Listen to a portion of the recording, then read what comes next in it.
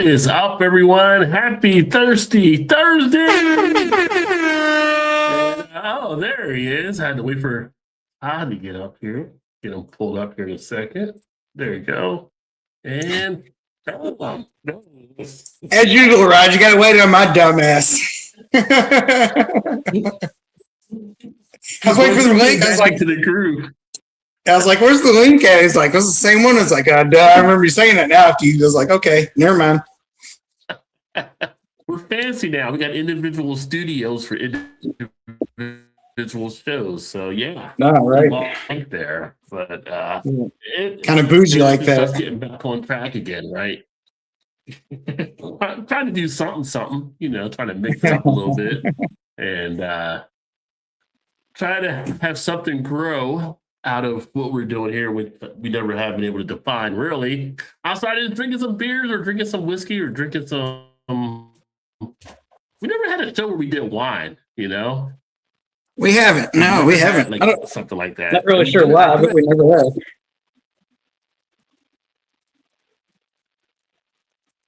Oh, the lose you? Oh, I can't hear you now.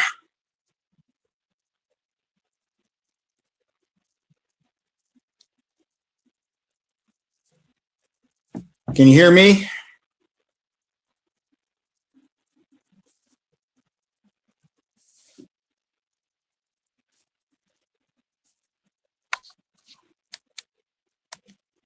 Always something.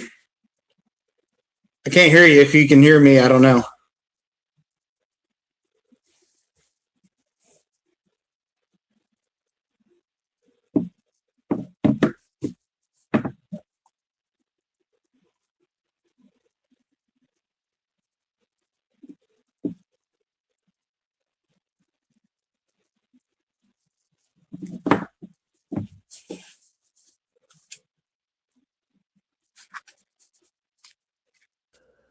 I know you can hear me now.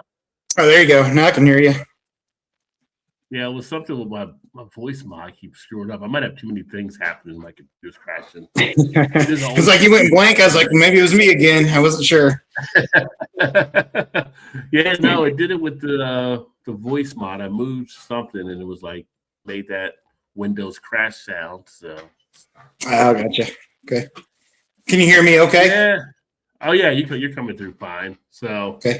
To that point, I'm trying to avoid having to buy another PC. I just may have to.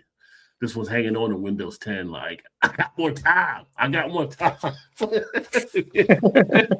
Yeah, just hang on just a little longer. Just a little longer. They haven't cut my Windows 11 off yet. I'm good. Shout out to JT in the house. Cheers, JT. What is happening, my friend? What's up, JT? Happy Thursday to you. And yeah, it's been I know where you're at and where I'm at. It's been a cold ass week. Cold, snow, fridge temperature. I don't like waking up at -1 degree. That's cold. Yeah, no kidding. Yeah. It's like should not be this cold.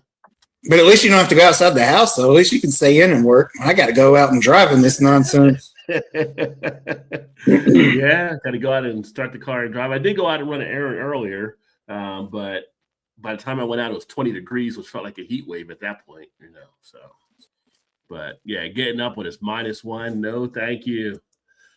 Shout out to Parsim in the house. Cheers, and because it's been such a dog down type week, I actually got a flying dog to start off with for my first beer tonight.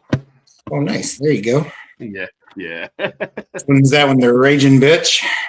No, it could have worked for this week though, but this is the Double Dog Double IPA, 12% ABV. So I've actually featured this on the channel before. Check this out. Put it over here. See if it works. Bam! I got a beer can cam now over here working right now too. So look at you! Look at that. Yeah, we try to keep stuff here. Yeah, so there you go. Yeah, but I haven't had this in a number of years. Did a review on it. If anybody wants to see the review, it's on the channel. But yeah, Double Dog, Double IPA. So looking forward to getting into that one. We used to get a lot of Flying Dog here, but I don't know that we actually get it anymore. I mean, they still got distribution. They may have changed it up, so it might be limited on where you can kind of get it at. Probably. It's probably. Then I also have another beer, which will be my first time actually trying this beer, although I have to do a review on the channel. But it's when I finally say, you know what, let's go ahead and grab it because I haven't drank it yet. And I've been doing other beers from the series. So stay tuned for that one. Both of these are stovepipe cans, which, come on now. We were already pushing at 9%, and there was a 9.5%. We need to put a 12% ABV beer into a 19.2 ounce can. I mean, obviously we can. Why not? I guess this is what, A couple of these, you're getting some people lit real easy, real cheap. Like, I think this was like $3.59 or something a can. So, I mean, honestly, it's like, should we? Probably not. We do a lot of things we shouldn't do. You know that. So it's like, why not? Why the hell not? Why the hell not? Just because we can doesn't mean we should, right? So. Very true. Very true. And most of the time we probably shouldn't, but yet we're going to anyway. Most of the time, yeah. Oh, nice, JT. Yeah, I got the Bullet Bourbon out for a nice old fashioned. I do enjoy some old fashions from time to time getting out. Actually, I had one out, but I think it was during the Midwest Beer Show Saturday night. I was drinking New Riff. I think it's 8-year straight Kentucky bourbon that we got when we bought the house here. That our realtor gave to us as a housewarming gift. So, and that is pretty smooth. I mean, I haven't had New Riff, just a New Riff whiskey in a while, and yeah, that one you just sit there and just keep sipping on that. Get the nice little bit of a caramel coming through, and yeah, it's put it on the rocks and just chill. So I'm all for that. Yeah, just a little nice sipper. Yeah, I can use some more bourbon in my life. There you go. But so I am also drinking a double IPA. We're getting lit tonight, folks. This one is from Trillium. Trillium. It's called Dallas. Trillium better now. Nice. No. So this is one of their So I've told you about the liquor store we have here that gets out of production. I don't know, not say out of production beers, but I don't know. They get a bunch of beers in for a discounted price. Right. So it's one of those that got a 4-pack for like $4 or whatever it was, like a Rajay deal. Oh shit! Rajay deal in the house. So yeah, so this is a double IPA with Sauvignon Blanc grape juice. Oh, you're talking about it comes in. And it comes in. It comes in at 8.5%. Oh, nice. So you're speaking of the wines, I might as well, speaking of. Funny how that stuff works out. Just kind of tied into it. No game plan was made before this show, folks. It's just it just seems to happen around here. So yeah, let me crack open the Double Dog. They should do a Double Dog and Tommy Dog remix of that. That's what they should do. So you said that one was 12%, right? Yeah, 12% of this one. Yeah, doing like we do, we always start out low. Yeah, right. Got it at my local BP. So yeah. Nice. Gas stations in Ohio. Yeah. Man, I know those gas stations there are pretty legit. Yeah, they had like 3. I didn't get it this time yet. I'll probably get it at some point, but they had like 3 4-packs of the Hop Slam still left. But I don't know. I feel like Hop Slam, I enjoy it, but I feel like at this point it's got an overhype to it. I don't chase it down. I don't try to pick it up as much. I can get it at Kroger. I can get it all kinds of places. I just feel like it's got that stigmatism to it. Like, it's good, but it's like I'm not going to go out of the way to have to hunt it down or pick it up. Well, and that's the thing. It's like you really don't have to hunt it down anymore. You just see it on the shelf. You know what I mean? Like before, I remember when it first started coming out, we started getting it around here. It's like if you didn't get it, I'm going to say within the first 3 or 4 hours that hit the shelves, you wasn't getting it because it was gone, and especially at our liquor stores, like it was gone. I remember I would have to have my mom or Shannon sometimes even go grab me. Hey, I need you to get some of this because by the time I get off work, it ain't going to be there. Yeah. Shout out to Ray in the house. What's up, Ray? Yeah, it's kind of funny because even like, Hop Slam is now in that zombie dust type area where it's kind of like it's legendary, but it's kind of like not where I have to hunt it down type legendary anymore. So it's kind of not like it's on par with everything else. It's just hunt isn't there as much. The hunger isn't there as much, maybe. Right. Yeah. So, And I'm like you though. If I see it, happen to see it, I'll definitely pick it up. I'm not waiting in line for it to come out. Like you might have had 2 years and years ago. Yeah, and probably by the end of the weekend, I'll probably have it. So I got to make some room in the beer fridge, which means I'm going to start going through some cellar stuff probably at some point here. Now I haven't been out to look, so I'm assuming we've got it here, but I haven't even been out to look to see if we have it. Just came out in the last, I think, like couple weeks or so. Yeah, so our distro's always behind, it seems, so we probably haven't gotten it yet.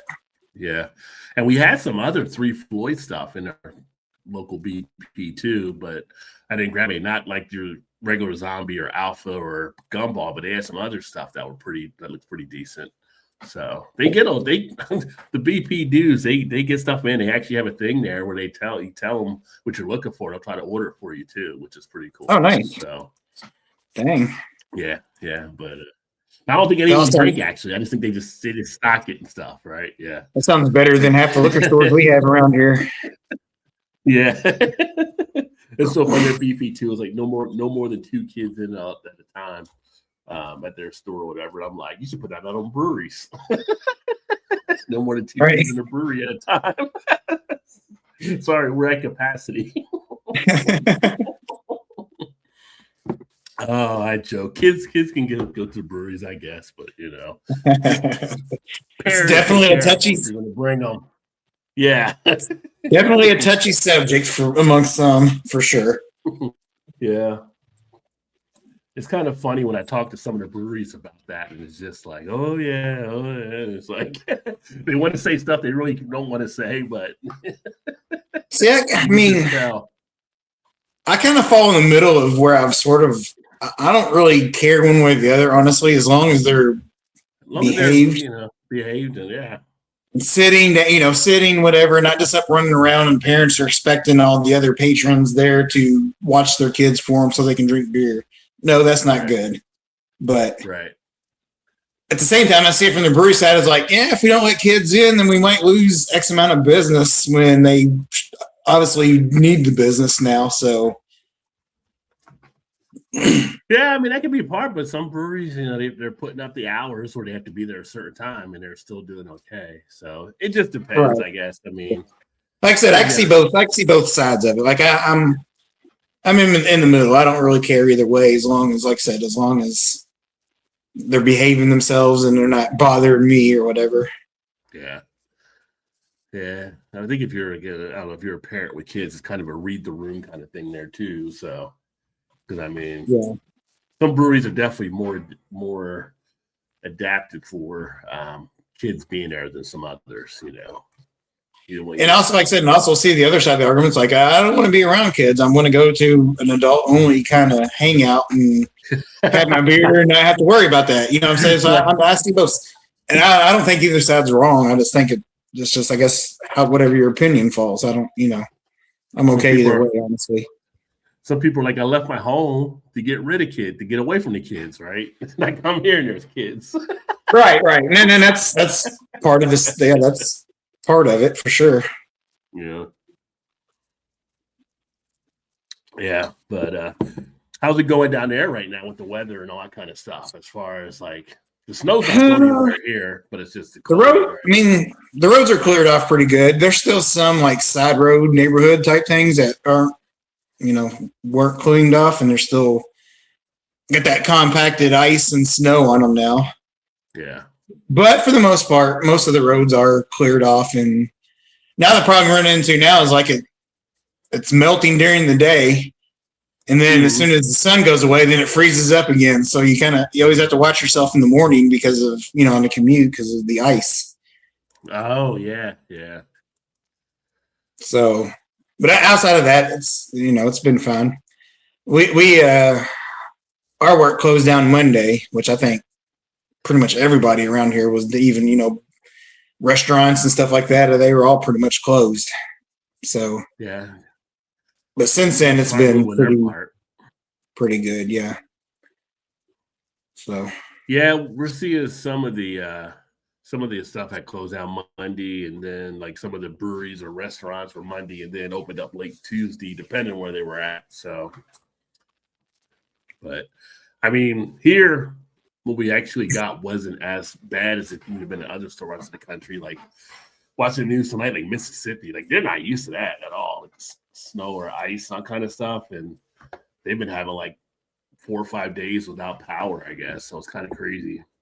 yeah, that's In crazy. the South, where you're supposed to be warmer and stuff. And I just saw this weekend, like they're supposed to get freeze warnings through Florida. So our buddies down there will be getting hit too. So Dave's TV, you're ready to bundle up a little bit more, my friend.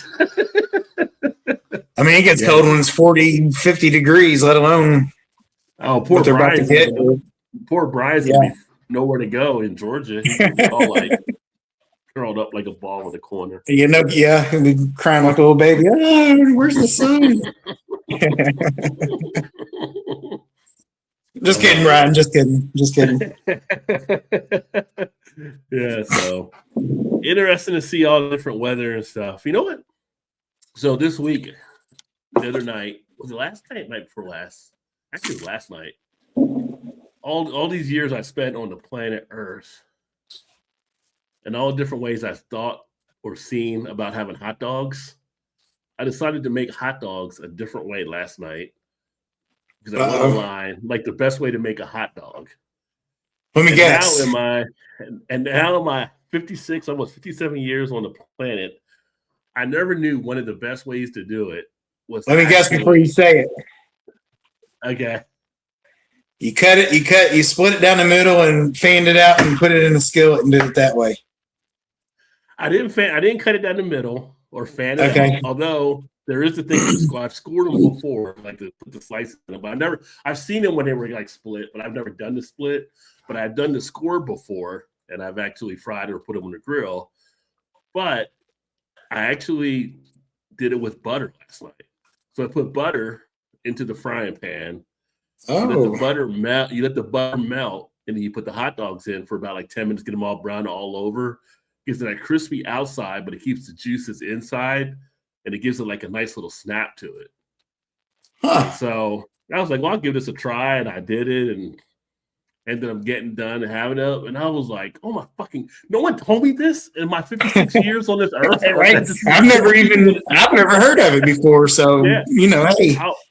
I've done them in the air fryer. I've done them on the grill. I've boiled. And boiling, they say, is the worst way you should ever make a hot dog, which again, nobody really explained that to me before. No, I mean, I haven't boiled one in forever because I knew that then. But as a kid, that's all the way you ever had them was in a boiled on the stove. Yeah, it's like they said because of the sogginess. Right? I never really looked at the sogginess before, but then I thought about it compared to having to fry like this or putting them in the air fryer, the crisp feel that you get on the outside. I was like, I can see that now. But it'd been nice if someone would have pointed that out years ago. But yeah, you're right. I feel like I've been a lie when it comes to hot dog world. Now, if I can't grill them, then air fryer. We put them in the air fryer. Yeah, air fryer is a good way to go. I like the air fryer to use them for that as well. But yeah, it was a new experience, and I was on board with it. So, what's up, Donner? Cheers, my friend. Great to see you. What's up, Donner? Happy Thursday. Yeah, it's just I don't know anybody else has ever done that out there. If so, let me know. Like Kettle's in the house. Like Kettle, have you ever? No, he's doing everything on a barbecue usually. On the I was going to say seeing him pop up just made me think of that. I was like, now I have done like steaks and cut them up into like bite-sized pieces and put those in the air fryer. And man, those turned out good. Those turn out good too, especially when it's cold like this and you can't get outside to put it on the grill. I'll throw it in the air fryer. I've done steak and I've done pork chops in there also. Like little steak nuggets, basically. Kind of. Like I pre-cut it all before, I don't put them in as a whole piece. I pre-cut them all into like, little bite-sized squares or whatever, and then throw them in there. And I don't know. I cook them for a couple minutes, shake it up, cook them for another couple minutes, and they're, like a good medium or Yeah. To where they're not, like shoe leather or anything, but they're still got some pink in the middle of them, and it's just kind of a thing. You just kind of watch it just to make sure they're not getting overly done, and but it turns out good. Like I like them that way. In fact, she's always, if I do a pork chop or something, she's like, "You putting it in an air fryer?" I was like, "Well, I will." Especially since it's cold out right now, Yeah. And sometimes it's just easier that way because you don't want to feel like going back in and outside. Just throw it in there and kind of set it and forget it for a minute, and you're done. Right. But no, it was. I've done a steak before in the air fryer, but never did with the cut up like the nugget pieces. So that's interesting. And Kettle says never too cold to grill. I'm grilling a tri-tip right now. He grills all year round, so, yeah. You're not wrong, but before you got on, I was talking about last night for the first time. I actually went online to see about doing a hot dog in a skillet, and I was seeing the best way. I went on to say, what's the best way to make a hot dog? They all got the AI type thing, and number one was on the grill, but number two was the skillet method. And so I put butter in the pan and I put the hot dog in it, and it actually was one of the better ways to make a hot dog. And the good old Nathan's fun length hot dog, and yeah, it was really nice, So I feel like I've done them in the skillet, but I've never done them where I've added butter into it. I've done it in the skillet. Butter always makes it better, It's kind of like bacon. Yeah. You can't go wrong with either one of those. Hey, there you go. Do both. Yeah. Do some bacon and butter, and then hey. I've seen people do bacon fried hot dogs like on the grill or in the oven before. I've never done it, but I've seen people that have done that way. But the hot dog thing, it was pretty decent how it actually turned out. So, something a little bit different. So if you get it to try to make a hot dog, and you got the frying pan, the butter, put the butter in the pan, let the butter melt down, put the hot dogs in, give it about 6 to 10 minutes, put it on like a medium, between medium low to medium heat, and just turn it as it goes over that time so you get them all browned around. I think you might be pleased with how it turns out. So, yeah, that was just an interesting thing that didn't have on my bingo card for 2026. I was going to make hot dogs. It was nice little surprise. Nice little surprise. Yeah. But speaking of hot dogs, favorite side for a hot dog? Is it the traditional like baked beans? Is it potato chips, potato salad? What would be your favorite side dish? And then we'll talk toppings afterwards. Side dish? No, again, it kind of depends. Do I just want to make it something quick and easy? I'll throw a couple dogs in the air fryer and eat some chips with it. Just some potato chips, straight up potato chips? Yeah. And then sometimes any type of flavor of chips? Nah, a lot of times I like them. I like to just do like, this is probably weird for most people, but I like to take just like a plain Ruffle potato chip. Yeah. And use dip it in ketchup. That I've actually seen people do that before. Isn't that really as far-fetched when you think about French fries and ketchup? Well, I mean that's kind of that's kind of the that's kind of my play on it. It's like it's not a French fry, so I just do the chip, and I was like, okay, it's just more like a crispy French fry at that point. Now, if we were like Ray in Canada, we'd have ketchup chips because they don't have them in the States for whatever reason. But in Canada, they have the ketchup chips that we all enjoyed when we were up there. Ketchup and mustard chips or something. Yeah. I don't know. I think I saw them here one time just when like Lay's was putting them out as their, and they had a couple of different flavors there within a month's time or whatever. And I think we had them I don't know if we can get them all the time. And honestly, I don't ever look for them. So can't say.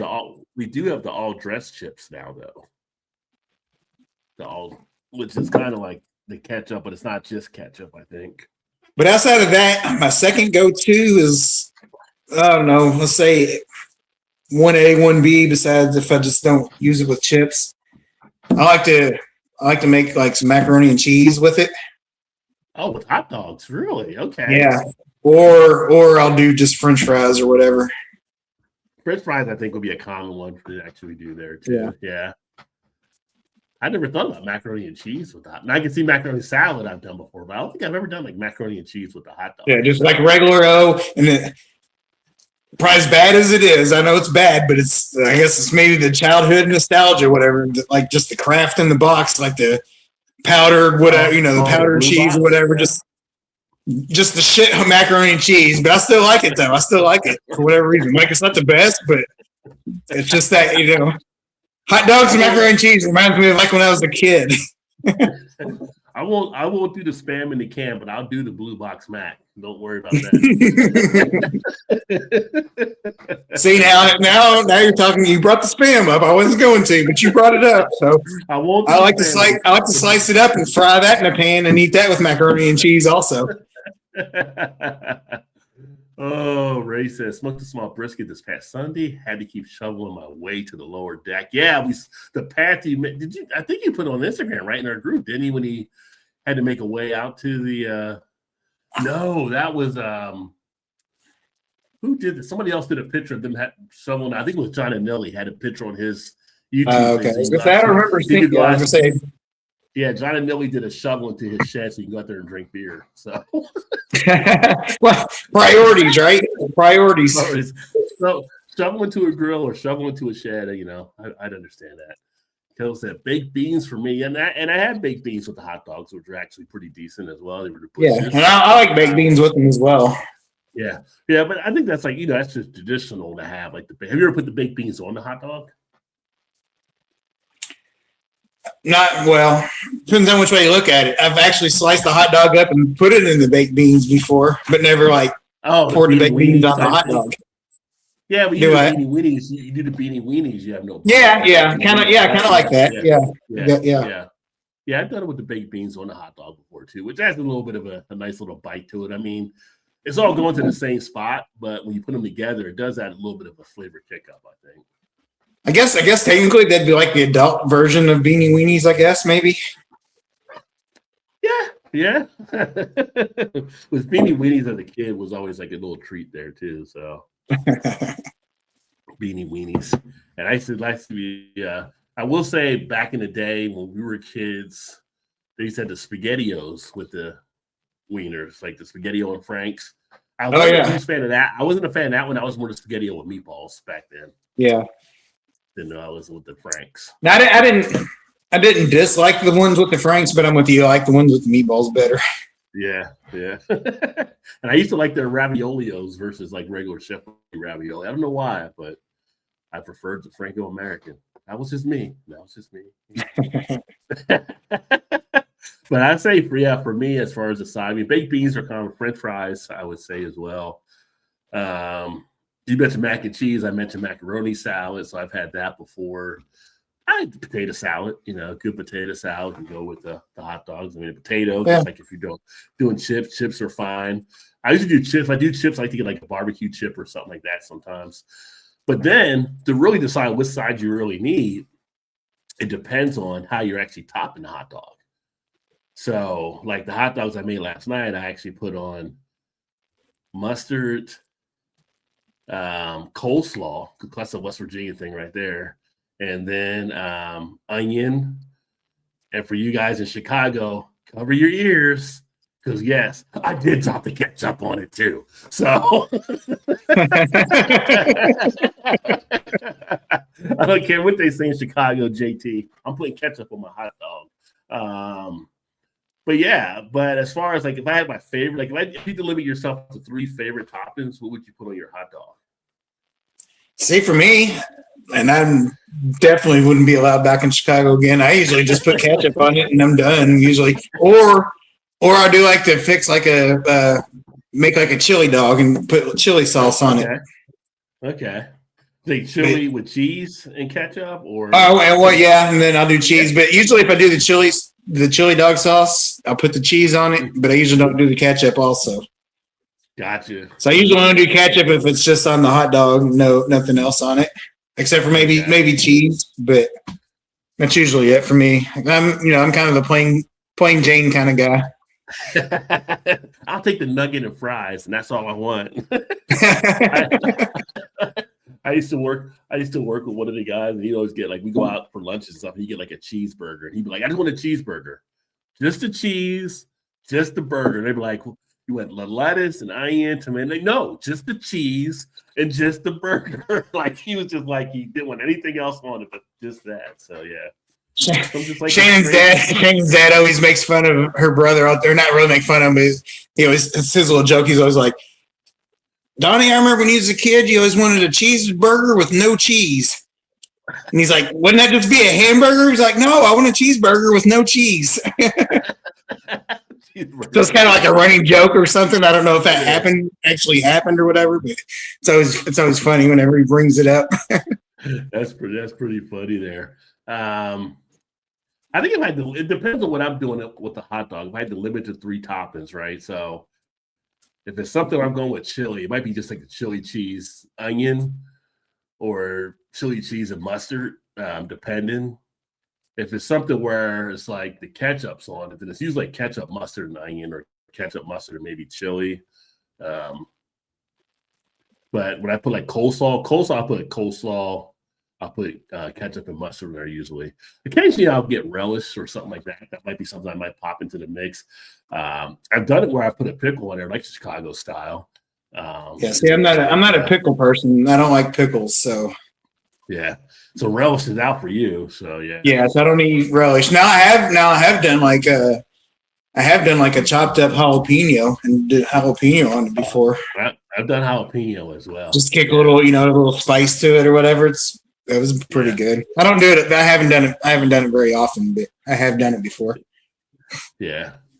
I try to juice. I mean, it's a hot dog, right? So you try to juice it up how you can, different ways and stuff. But and if people call it like a struggle food, I guess. But it's like, I guess, but it's like you go to ballparks, everybody's eating hot dogs, and not everybody's struggling that's eating a hot dog there, right? So yeah, right. Especially these days, you ain't struggling if you're in a hot dog at the ballpark,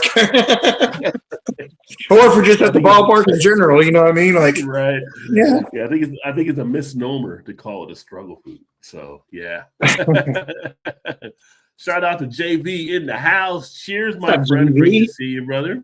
I was just thinking of JV the other day. I think I saw his Facebook post or something, I guess maybe about their weather.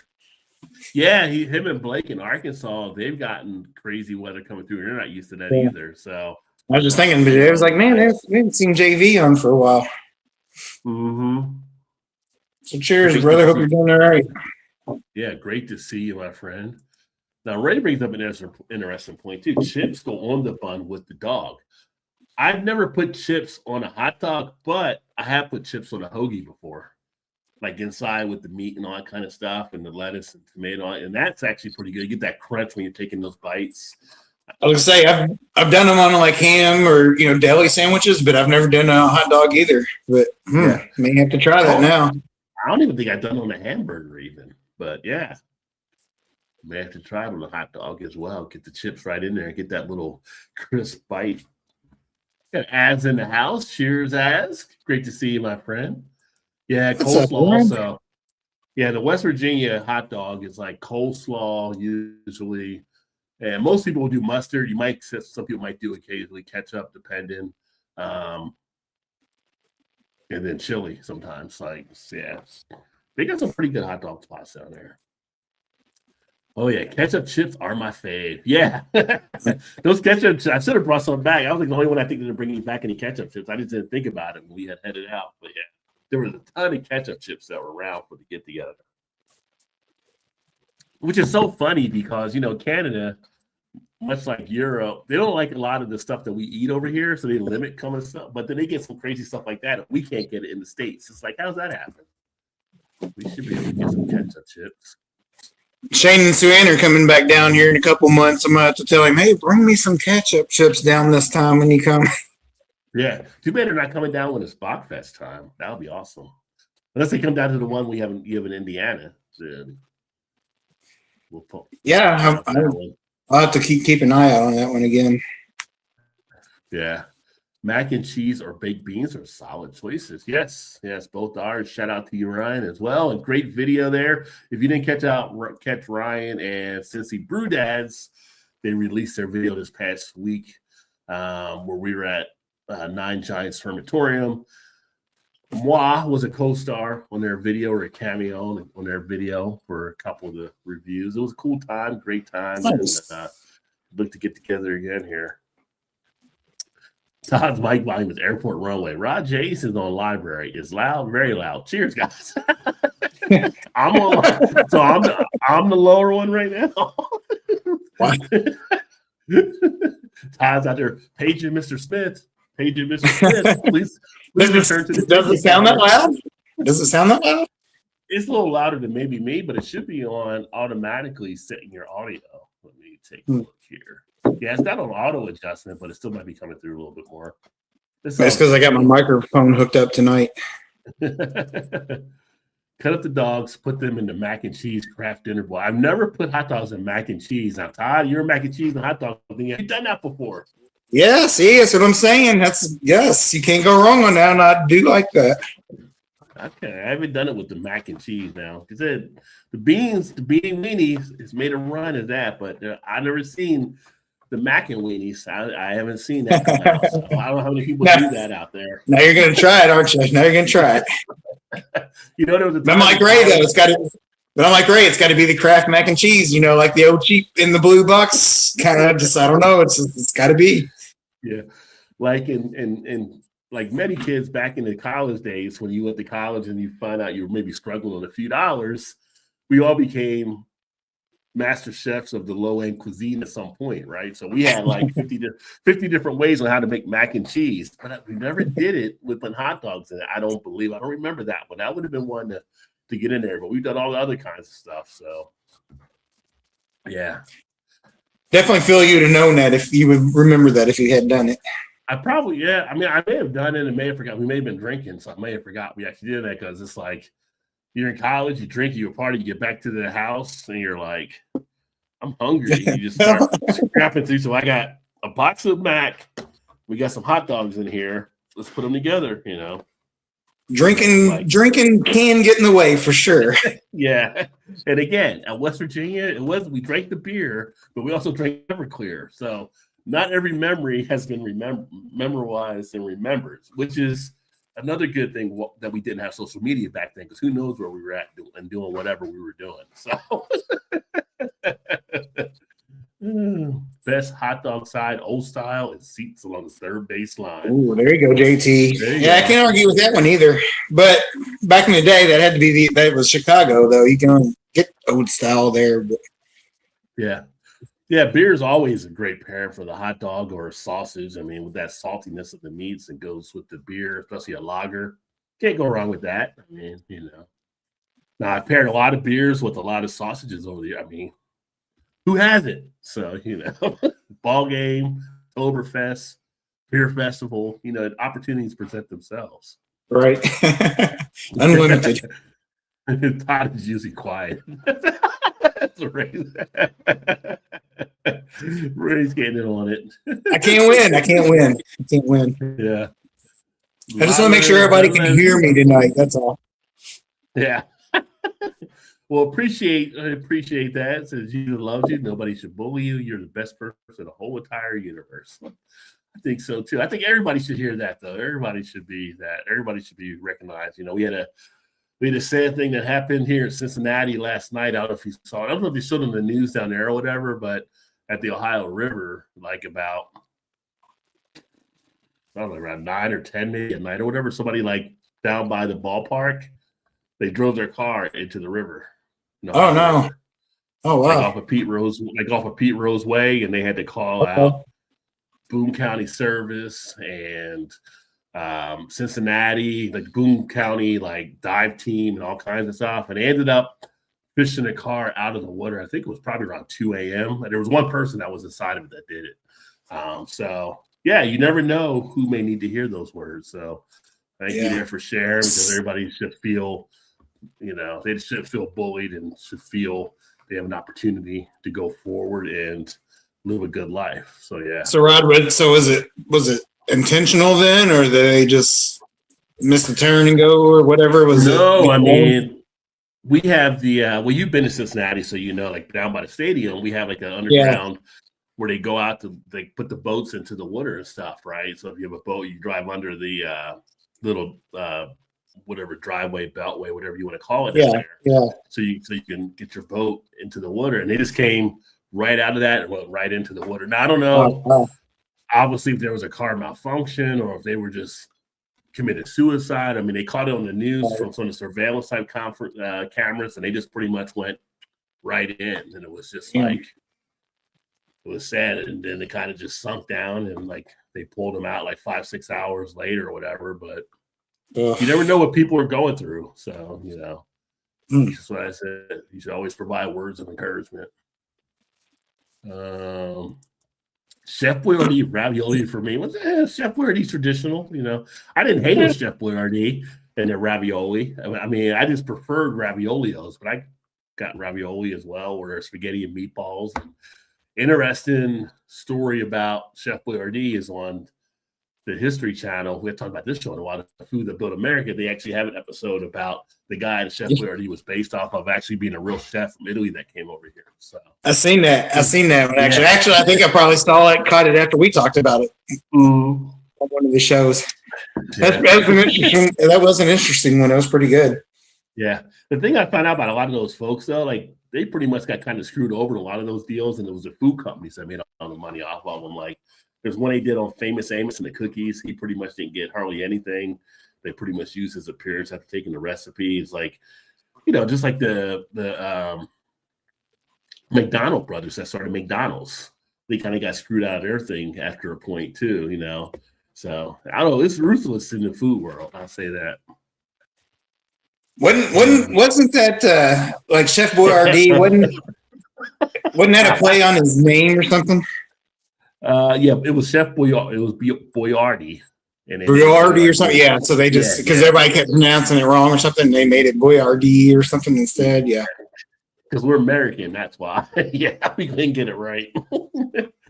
Jeez, the time Mike is sold out, I woke up people watching the replay. Hey JV, there is volume adjustments on your whatever you're watching on, so you can always turn it down. Turn down for what? If I had that sound, I don't play because then YouTube be like, you can't play your copyright music. All right. Ray got a kick out of it though. So Ray and JD are teaming up on you right now. They are teaming up. That's all right. I got broad shoulders. Climb aboard. It's fine. Now Ray said ketchup, mustard, and shredded extra old cheddar. Oh, there you go. That's interesting. Why is it gotta be extra old though? Like why not just why not just extra sharp or medium cheddar? Why is it gotta be extra old cheddar, Ray? Come on, man. Come on. So is the extra old a little green also, or Ooh, a little bit of that mold feel to it, right? Yeah. I like my cheese a little molded. Thank you very much.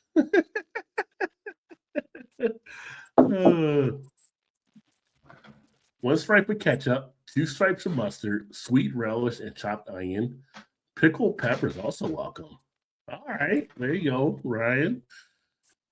Now I feel like that's a little OCD with the 1 stripe of ketchup and the 2 stripes of mustard. So does the ketchup have to go in the middle and the mustard on the outside because there's 2 of the mustard and 1 of the ketchup, and then you put the relish and chopped onion. Hey, don't confuse you now. I'm getting him thinking about it now. It's like, oh, wait, am I doing it wrong? I feel like Ryan has a formula for it when he puts it together. Looks like it. Grilled burgers are you never go wrong with a grilled burger. A grilled burger, it's funny at least when I go to a grill out. I haven't been to a grill out in years. When I went to a grill out, it would be like, I feel like you eat a grilled burger, you can always eat another. You can always, I feel like when you're out there at that grill and it's like that summer or springtime, whatever you're doing, it's just like those burgers go out so easy when you're out there just relaxing. It's like burger and beer. Yeah, you just keep going. I love a good grilled burger. For some reason, you're right with that. And like if you're out swimming or something, you always just feel like you're a bottomless pit. You're always just hungry all the time.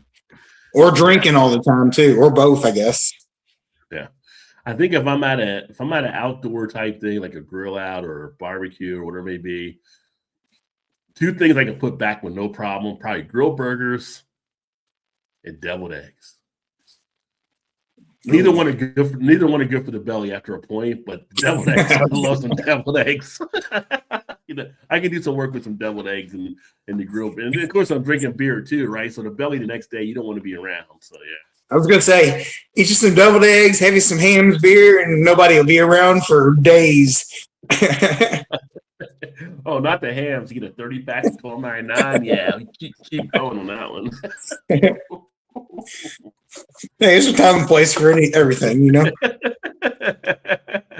You said it was a blowout party, so here I am. Can't beat the Chicago hot dogs. They are good. I mean, they put a lot of stuff on it, but you know, can it be too much stuff on a Chicago style hot dog for people though? Because they do put a lot on there. It's kind of like when you go to some bars and they serve Bloody Marys. Like some bars are like just crazy with Bloody Mary stuff they put into it. It's just like a feast. So can you have too much on a Chicago style hot dog? I don't know. I haven't had to say it was too much anytime I've had one, but I know some people might be overwhelmed by them. Hey, now the brewery we go to all the time with Don and Day, the Bloody Marys they make, it's like that too. They got all kinds of stuff just kind of piling out of it. It's like a salad in a glass or something. Yeah. I see Bloody Marys with like a quarter-pound shrimp on a stick with bacon and cherry tomato and olive, like all this stuff. Like what the hell? Is this like a brunch drink? Like what is going? Like you just do one and you're like full or something. They're huge, but yeah, there's something with mimosas too. Now those things you can go for a while on, but it's just champagne and orange juice, so I don't know. I'm not huge into mimosas, but I won't pass. You know, if they're part of that brunch buffet or like that, I'm going to drink some. I'm going to drink some. I'm not going to be afraid. I'm not going to back away from it. But you're right. I mean, yeah. Who would, right? Who would? Yeah. Good. Like, it's like a mimosa, sir? I don't know. They're a part of it. Okay, give me one. Give me two. Give me three. Give me four. Like 1 beer, 2 beer, 3 beers, 4 beer, 5 beers. It's stone cold out there. Like, hey, keep them coming. And a Bloody Mary. Yeah, no, nobody wants a Chicago handshake. Nobody does. That's just torment people, I think, when it comes to Chicago, I give them that. What's up, Paul? Cheers, my friend. Good to see you, brother. Hopefully you're doing well. Pennsylvania had some of that weather that took place too, so hopefully Paul's doing okay because Paul's back there a little bit in the woods, so that can be a little more crazy as far as how they dig people out of stuff. Yes, sir. Hopefully you've been doing well. Also, just been trying to find time to get stuff done. As you can see, we brought back the Thursday show.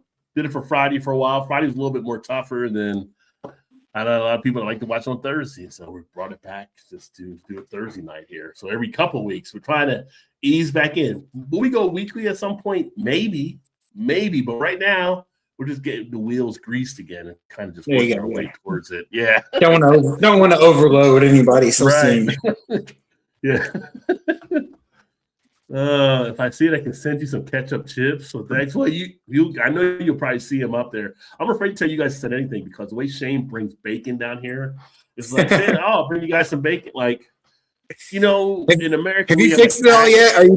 Are you done with that yet, or it's all gone now? But okay, in the States, when we buy bacon, we buy like in these little packs, and it's like 12 to 15 strips. Well, apparently, where Shane gets his bacon in Canada, they pretty much just do the whole pig and just make it all into one little package. So we bring it down like a 10-pound box of bacon.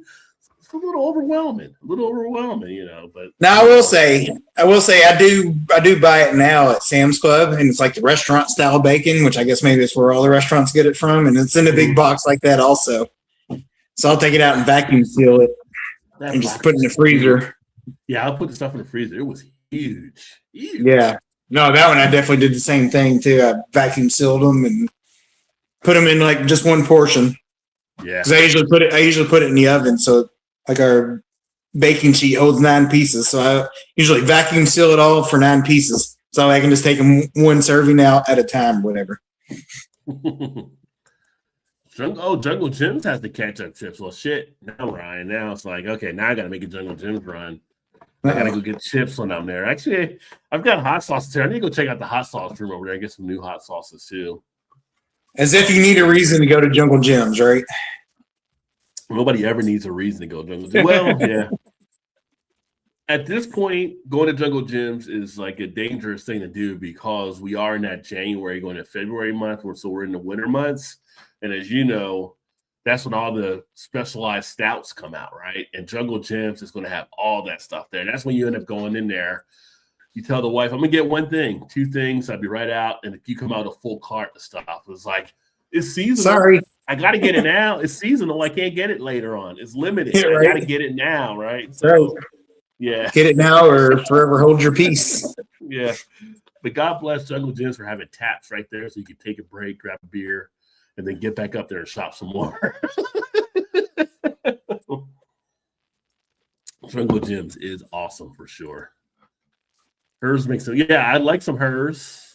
Growing up in Jersey, grew up on Hers and also grew up on Wise potato chips, which were actually pretty solid too. Big in the Northeast. And speaking of the Northeast, we are about to get a Wawa like 5 minutes from the house. Uh-oh.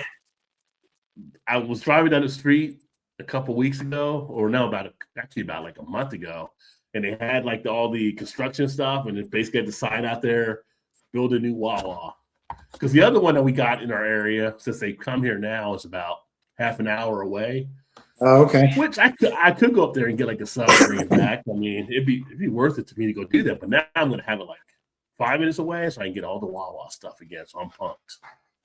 So there's a Wawa's, I don't know, stone's throw away from where my mom lives, and they're putting Wawa's about a mile down the road from our house. It's not open yet, but it's pretty close. Yeah, it's under construction and everything like that. So yeah, I'm about to go get me some shorties and some smoothies, and they got their bakery with the donuts and the cookies and the brownies, and yeah, about to get a little crazy. I wonder if they'll be able to sell beer in their Wawa here, which is funny because in New Jersey they couldn't do that in a Wawa, but they had a Wawa beer that was done with 2SP Brewing, which is really a great beer. So hopefully we'll see some of the beers being sold here, since Ohio you can do that with convenience stores. You would think. Yeah. Big cheers from Paul on that one. Hers, where are you located? Do you get Hers in Canada up there, Ray? Ray knows Hers, Indiana, but they sell them here. Yeah. Which is funny because I guess we got Hers in New Jersey and then in PA, so I guess they're moving west out. So do you see Hers at your store, Todd? Where you're at in Indiana? Yeah, we can get them. Okay. Hers is a good chip. If it's the hottest auto blast setting, don't worry, my ears will stop bleeding at some point.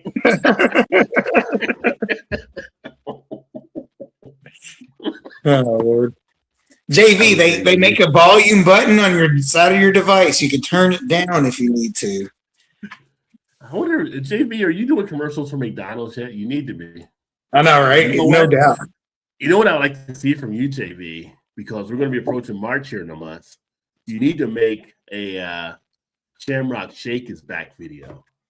Oh, there you go. Some Shamrock Shake. So Shamrock Shake will be here in March, JV. You got plenty of time to plan it out. You know, as you say that, we haven't watched that video. We haven't watched that in a while. I'm going to pull that up here, actually, since JV's here. But for those of you that don't know JV's Hangout, check out his channel and check out the McRib is Back video. That is phenomenal. You would think he was. Well, I mean, honestly, an ad agency. Yeah. Didn't that just come out again? Didn't that just come out recently? It came out like in, I think, October, but I think it's going now. It comes out like okay. December, I believe. Yeah. Okay. For some reason, I was thinking it just came out again for whatever reason, but yeah. Cool. I have to try to see if I can get Hers in Buffalo next time I jump the ditch. There you go. Yeah, I don't know if they get up to Buffalo on those, but maybe. Or check with, you know what you can do, Ray? Check with Joe, because Joe's in Buffalo with the beer. Oh, yeah. Yeah. That's right. Never tried ketchup chips, but I'll be honest, it does sound pretty good. It actually is pretty tasty. I mean, if you're a fan of ketchup and like you said, it's like fries dipping in the ketchup. It's just, just a potato still. So, or potato substance. I don't even know. They're making stuff in labs nowadays. I don't even know if it's real potato anymore. It might be that all natural flavor that we see in beer. Natural flavor. Nobody can define what it actually is. Little recipe called Hot Diggity Dots, sliced hot dogs and mac and cheese with peas and a touch of yellow mustard. My teenagers love it. Oh, that's interesting. Okay, so he's doing the hot dogs in the mac and cheese, the peas, with peas, and a touch of yellow mustard. Now are those the canned peas or just like the regular, like frozen peas or whatever that you put in there, or what kind of peas are you using, Ryan, for that recipe? Yeah. I'm thinking if they're canned peas, you probably got to drain them, right? Because they'll be like. I would think, yeah, that's what I was wondering. Because I can see maybe throwing the frozen ones in there and kind of letting the heat from the macaroni kind of warm them up or whatever. I don't know. Yeah. Look at us doing recipes on Thursday. All right. That's what we do. That's what we do, Oh, Ray says, sound delicious. Huh, never heard of that. Yeah, CJV, learn all kinds of things on here. Old style, that's my beer I grew up on. Yeah, old style was old school from back in the day. Oh, wow. Okay, so to the car that went in the river, Brian said he thought they believe it may have been suicide the person did. So that's sad there, yeah. And if you get some old style, just looked it up. My friendly neighborhood LCBO had 6 packs of 473 milliliter cans for $12.80 all in. That's cheap. All right. Now remember, Ray, we're Americans. 473 milliliter. Now you got people got to calculate shit. We're on ounces in America. All right, turn my mic off now. Is that better for everybody?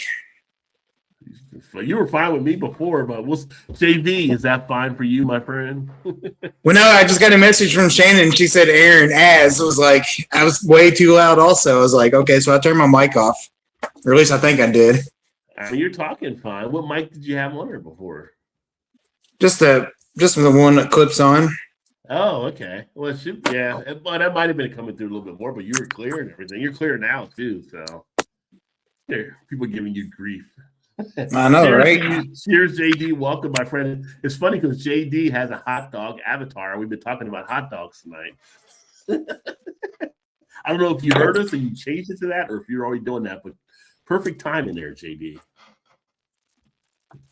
As I grew up in old style, I used to get a case of tall boys for $9.99 back in the day. That's a Rod J deal right there. $9.99 for a case of tall boys of old style. Even though it's old style, it's still a Rod J deal. Extra sharp is US. Extra old is how we qualify cheddar here. Oh, okay, Canada. It comes mild, medium, old, extra.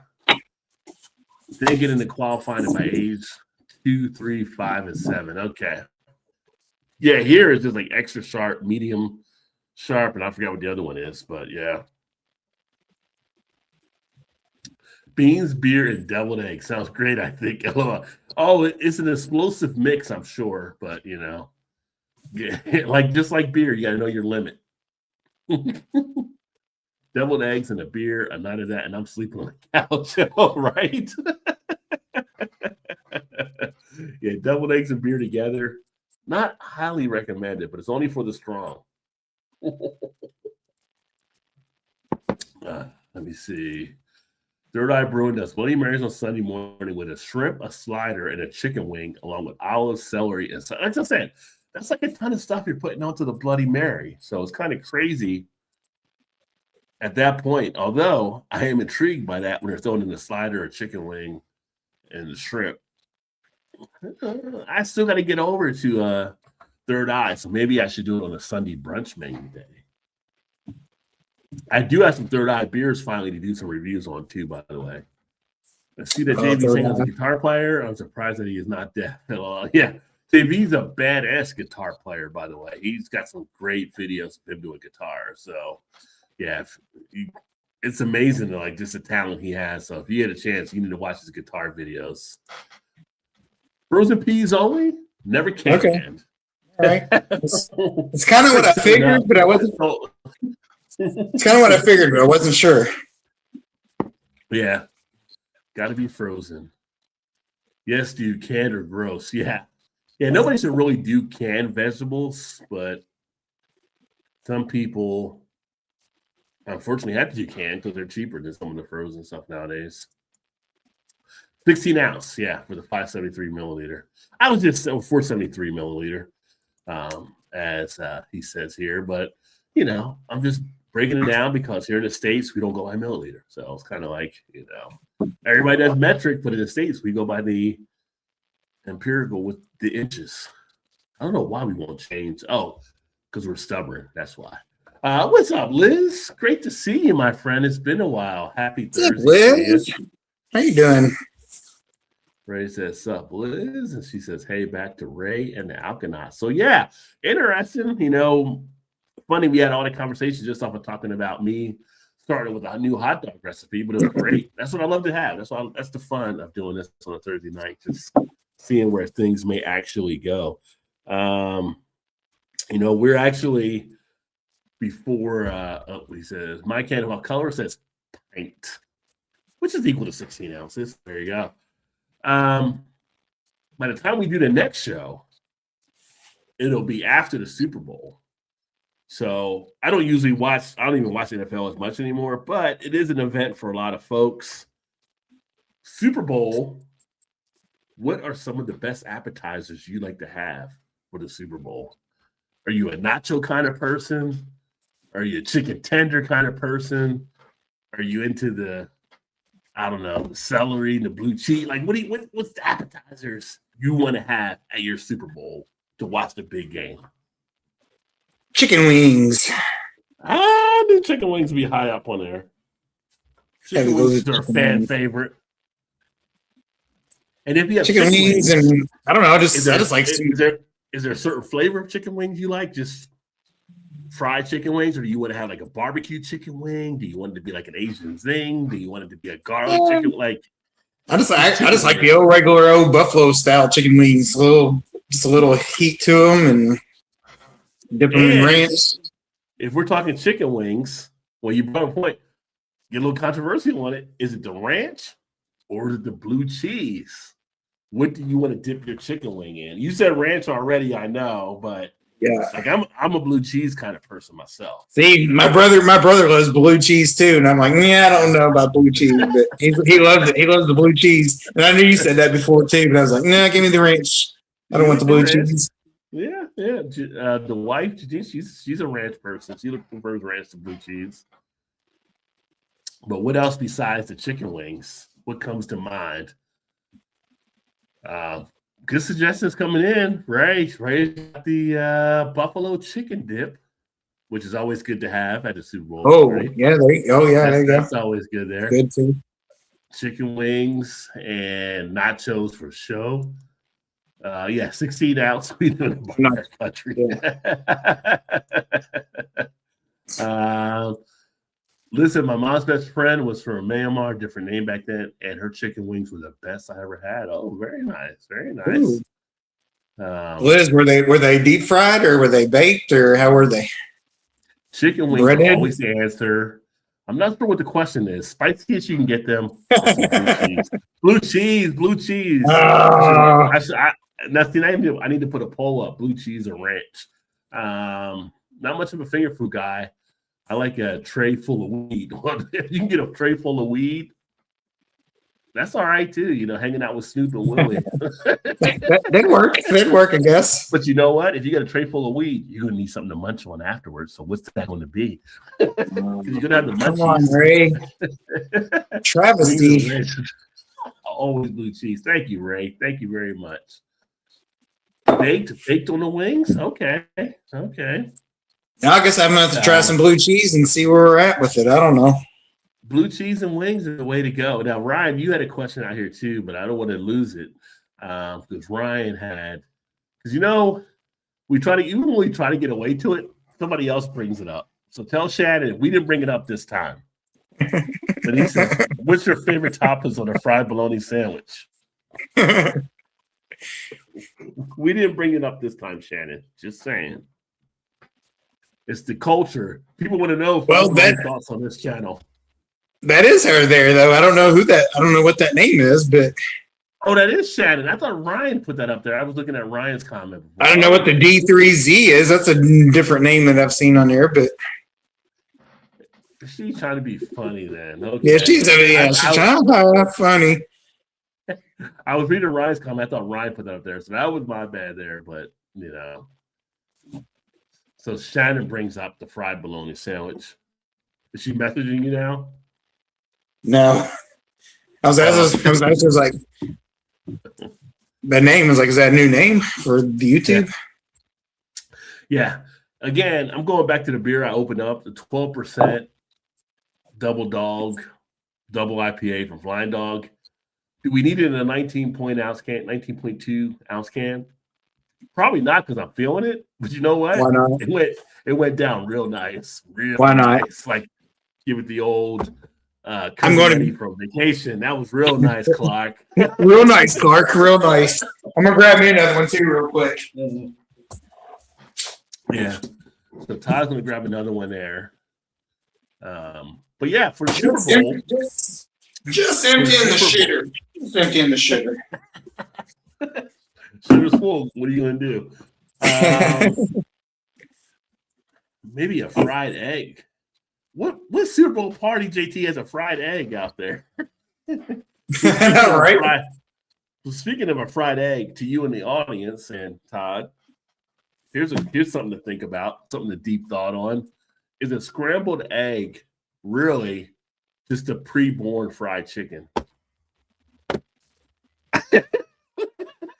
Wait, say it again. Say it again. Is a scrambled egg just a pre-born fried chicken? A pre-born fried chicken? Because it's the embryo when you're eating it as an egg. Right. But you're frying it up like it's chicken. That's a good question. Something for everybody to ponder on, to think about there. So, yeah. Deep thoughts with Jack Handy. Right?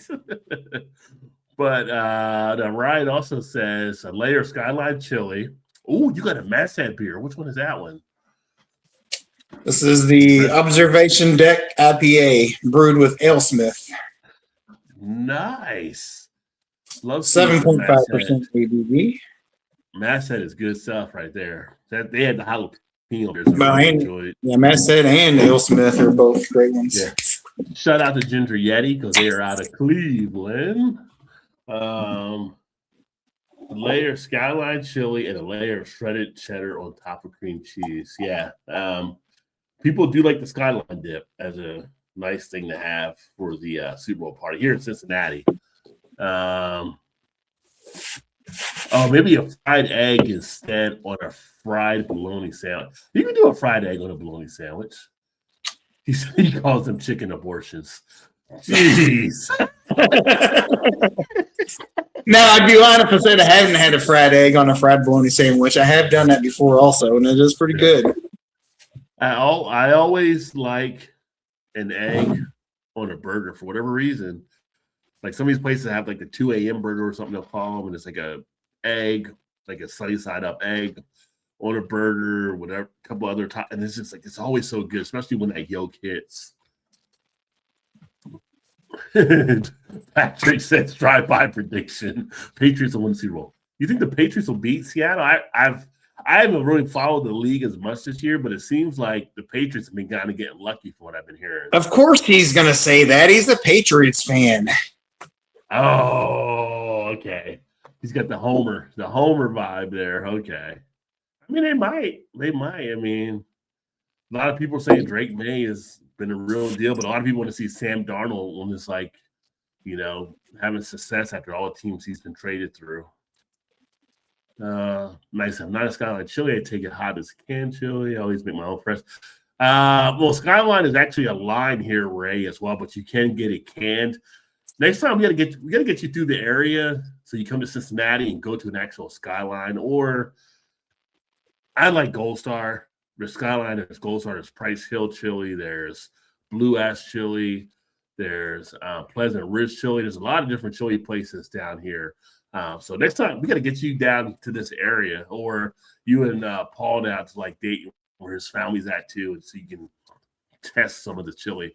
I will say the chili is not what you're going to probably think it is. I was going to say the chili here in Cincinnati is not like chili from around the world. So it's definitely a little bit different. If you want to get a laugh, go check out Ron White talking about Cincinnati chili. He's got a great bit that he does on it. But it's a unique taste, and I've become accustomed to it. So I do like to have conies and stuff once in a while. Not as much a 3, 4, or 5 way, but those are out there too. Still talking hot dogs, right? You. Yeah. I don't know where we're going right now. I was trying to say I was going for your favorite Super Bowl appetizers, but yet we're getting pulled back in towards the hot dog and the chili and the fried bologna. And then Liz like to fertilize. I'd have to be fertilized you for the egg. Cincinnati Restaurant Chase, selling in canned and frozen, yes. And I did with my pick 'em on Yahoo for the second year in a row. I'm picking the Seahawks. I think the Seahawks will probably, from what I know, it seems like the Seahawks are probably going to be the ones probably pulling it out. Last time Darnold faced our defense, he was seeing ghosts. Look it up. There you go. Patrick sticking with his Patriots.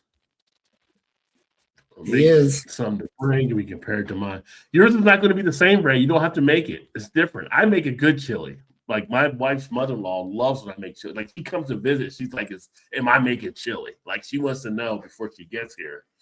It's not the same though. It's a whole different breed. You have to see it to know.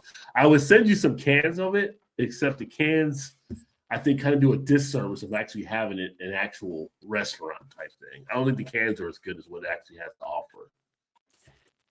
So our go-to brewery that we always hang out at, they're doing a big chili cook-off this Sunday coming up. Yeah. Are you entering for it? No, I didn't know. I didn't get in it.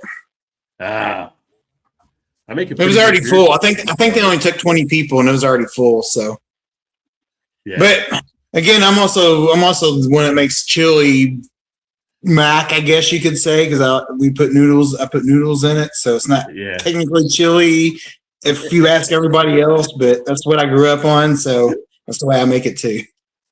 It's funny you said chili mac, and it made me think of like a childhood game from back in the day when it's like you would see all the girls do like the patty cake type stuff, like chili mac. It made me think of something. I don't know why it did, but it popped in my all dressed in black.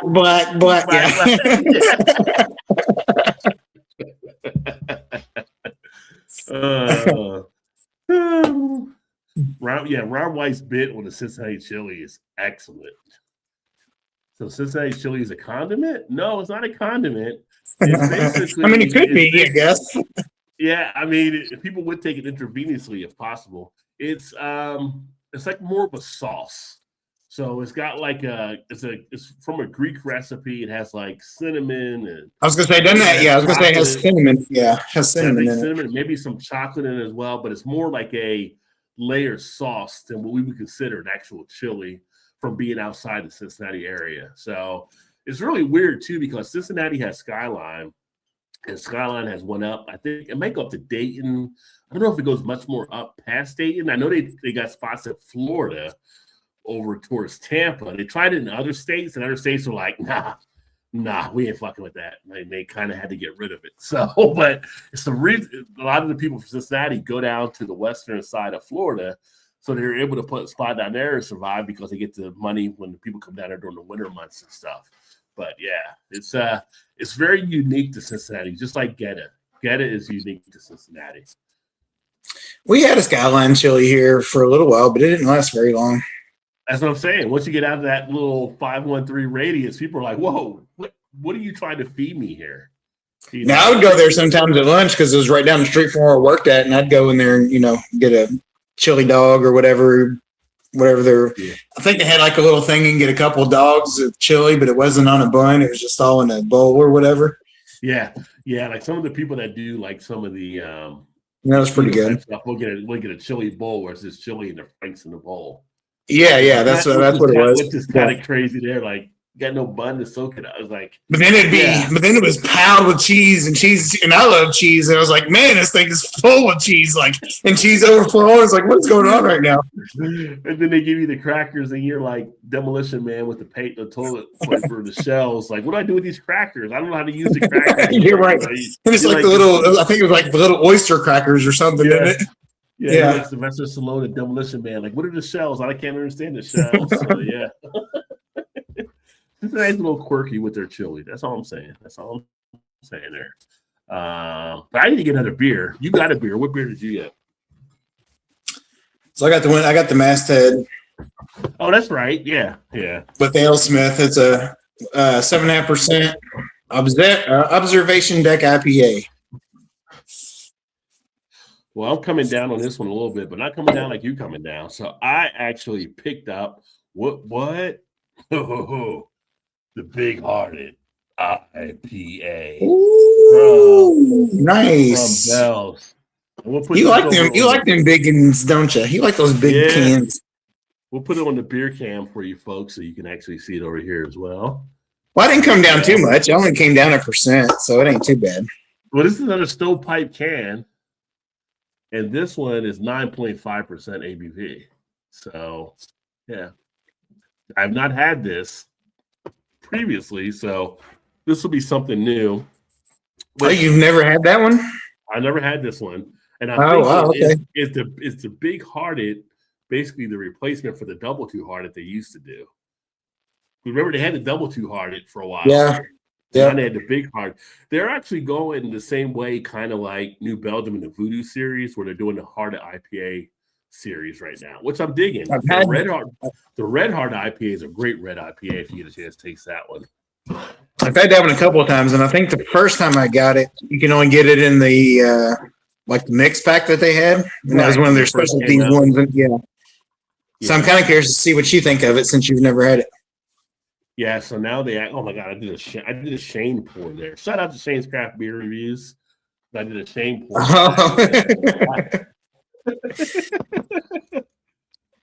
Yeah, so nobody's gonna be mad at that big head. It's like Shane will love it. Shane will be like, "Oh yeah, he's poured the beer my way." So yeah, are you gonna go my way? There you go. They're in the glass. One of the Rajay BeerVentures glass. You want to check out glassware? Check it out on the store. I do have different glassware. All right, so Ray was the last one with chili being a condiment there. So any other Super Bowl appetizers? Talked about the wings, the nachos, the skyline dip. Sliders. I gotta think some people do sliders, right? Sliders got to be on the menu somewhere. It could be. I do these a lot at Christmas time or whatever also, but I like meatballs. Meatballs are always a good one to actually have too. Yeah, like you do like a sweet and sour or a barbecue or so I've always done like the chili sauce with grape jelly. Oh, as the sauce. Okay. But I have done like a teriyaki, but I have done them with like a teriyaki sauce in them also, but nice. But then also another one I've also done before is like the little like pigs in a blanket, like the little appetizer. Pigs in a blanket is a solid call too. Yeah. What about shrimp cocktail? It's like shrimp cocktail, something, some super parties or a little too fancy maybe to have the shrimp cocktail out there. Yeah, Rock. We're not from those side of the tracks. You know what I'm saying? We're not from those side of the tracks. Gotta remember, we eat spam and fried bologna here, not not shrimp cocktail. No, that shrimp cocktail. No, shrimp cocktail is good though. I do like shrimp cocktail. My bad. Different party.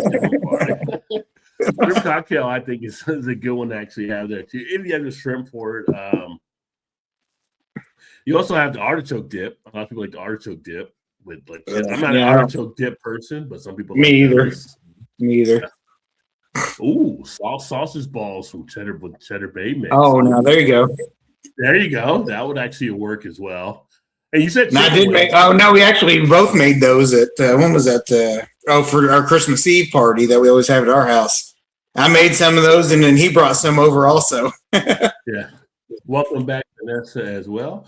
But you also Hey, you mentioned chicken wings, but chicken tenders could be something. Chicken strips, you know, which is going to be another question I'm going to have here in a second. But chicken strips, I think, would be something there too if you're not doing the chicken wings. Some people might be weird about the chicken wings, you know. Like, how far do you go in the meat on the bone before you stop? Like, if you go too aggressive, they're like, "Whoa, look at this guy! Look at this guy working. This guy working a bone over here." and they're like, oh, look at him. Oh, Yeah. he's going all the way with that. It's like, oh, okay. Or some of the women trying to enjoy their chicken wing, and the guys are like, "Whoa, hey, how you doing?" You know, so Yeah, like, hey, you're making me uncomfortable now. I'm just trying to eat. I'm just trying to eat the wing here. So you got to be careful with chicken wings sometimes. Yeah. It was the birthplace for What's Up thanks to the Budweiser commercial. You're right. It was the What's Up commercial that What's up? What's up? Why don't I think they started them before the Super Bowl, but during the Super Bowl they actually had it too, which was huge. They also had the frogs back then too during the Super Bowl. Oh yeah, Budweiser. That's right. Yeah. Bud always had some pretty good ones. They have more back in the day. Nowadays, it's more like the Clydesdales, which you usually see. I always like Terry Tate Office Linebacker. That was always a great ad with Terry that was a good. Yeah, that was a good one. The ones from Monster.com were always good commercials during the Super Bowl. I always enjoyed those.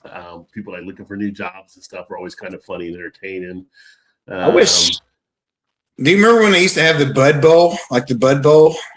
Yes. Would it be like Budweiser, Bud Light, or wasn't the Budweiser, Bud Light against each other, and like the Budweiser or the Bud Bowl or whatever it was? And then one year they had like the 32 ounce, which was like the fridge when the fridge was popping. Yes, that's right. Yeah. Yes, I wish I'd bring that back because I always enjoyed that. Because then we did it like once a quarter or maybe twice a quarter throughout the game or whatever. And yeah, that was always good. I think they still do the Puppy Bowl on the Animal Planet channel too. Oh yeah, that plays like all day long. Yeah, with that and everything. But no, Terry Tate was awesome. I still watch those videos once in a while on YouTube. Just crack me up on that kind of stuff, you know. And then they used to be big, like with Pepsi commercials back then, and then some of the Coke stuff. They had the one with the Pepsi and the Coke guy. Do you remember the one where they were sitting in a restaurant in a diner, and they were like, there was a Coke guy, they were trying to get soda, and the Pepsi guy, I think, like said, you know, you tried this or whatever, and he was like looking around, make sure nobody was actually there, and he slid him over the Pepsi, and then he drinks it, and then the Coke guy is like, well, try this to the Coke guy or whatever, and then he's like, okay, give my Pepsi back, and the Coke guy's like, nah. Do you remember that commercial back in the day? I do kind of vaguely. That sounds familiar. Like I kind of picture it, but they were sitting there and Christmas music or whatever was playing in the background. It was just like, you know, nobody was around. They were kind of like, the Coke guy never had Pepsi. The Pepsi never had Coke. But it was kind of like the Coke guy was like, no, I'm keeping the Pepsi. It was pretty funny. Yeah. But deviled eggs, talk about deviled eggs, where deviled eggs are usually there at a Super Bowl party. Oh, deviled eggs, yeah. There you go. Yeah. And then you have like, you know, different desserts and stuff, little shortbread cookies or something along those lines. I'm trying to think anything else. Like chocolate chip cookies seem to be a lot of them too. Yeah, I mean, I feel like those are the main ones. I mean, we said nachos, right? Nachos. Yeah. Well, you get those like the salami roll-ups and stuff sometimes, where people have like the lunch meat roll-ups where it's like salami and cheese or something. Oh, with like, yeah. In case we have like the vegetable tray, right? Who really wants the vegetable tray? But nobody wants that stuff. Like, who's that at home? Nobody wants. Like, we ain't trying to eat healthy. You know, who wants that? You might have some olives or something that might be there as well. I want one of olives going in the martini. I don't need no olive on the side. Just give me, you know. If the olive ain't in a drink, I don't want it. You're right. Who brought the fruit tray? Who brought the orange wedges? Yeah. Somebody wants an orange wedge. Somebody wants an apple wedge. But yeah, you have some of that stuff that'll be there. But yeah, I mean, like you got to feel good about yourself after drinking. You got to have a little something to go along with your 20 beers that you're going to inhale for the day of drink. Of watching the football and kind of. I had a strawberry. Okay, so I was healthy. I was healthy. Yeah, I had a strawberry. It's like you've been in. Oh, what's wrong? I think I've been in a radish. I need a medic stat. Yeah. The Super Bowl parties can bring some interesting stuff to actually try for sure. So let's see here. But speaking of something else, so it's funny, we actually have one of our locations, and it's got to be a straight up bold move because everybody knows Chick-fil-A and what they actually do, whatever. But we had one of our spots here, and I was thinking about this the other day. We have Cane's right across the street from them. So you literally have Cane's across from Chick-fil-A. Now I'm like, Cane's has to have some big kahunas to be like, we're going opposite corner of you, head up every day except Sunday because we're still open and you aren't. I was going to say, at least on Sunday they win because, they sell chicken. And I'm like, that's kind of an interesting type thing they actually did, but do you have Cane's, or is there a favorite between Cane's and Chick-fil-A that you actually have? And then is there like anything that you can see as far as competing against we've never seen a Popeyes against Chick-fil-A, but here's Cane's out there doing it. I don't know Cane's well enough. I've only had it one time, so I can't really say in comparison. Now I do like Popeyes.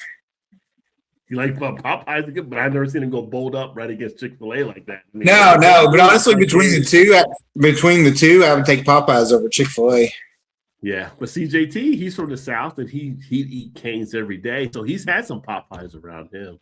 And he said, "No, our daughter's the same way. I think she really loves Cane's.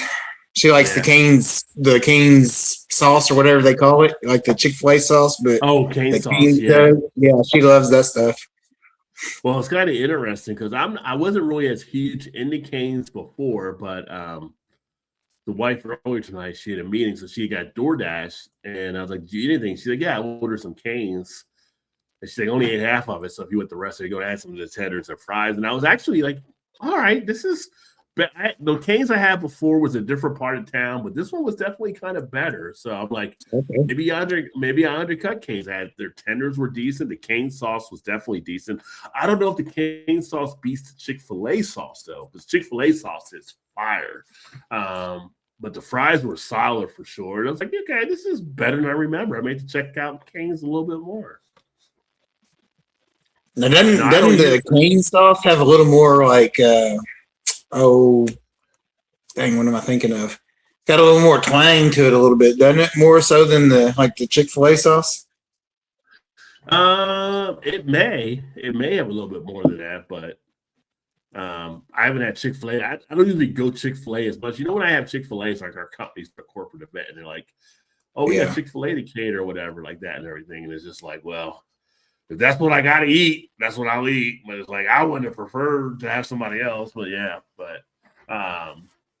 I'm still convinced that Chick-fil-A deals crack out of there. Like you can just order crack and they get it through the drive-through because that line's always wrapped around the building. I don't care what time of day it is. I'm thinking, shouldn't everybody be working? Like, what are you at Chick-fil-A right now for? And I'm pretty sure they're dealing. I'm pretty sure they're dealers.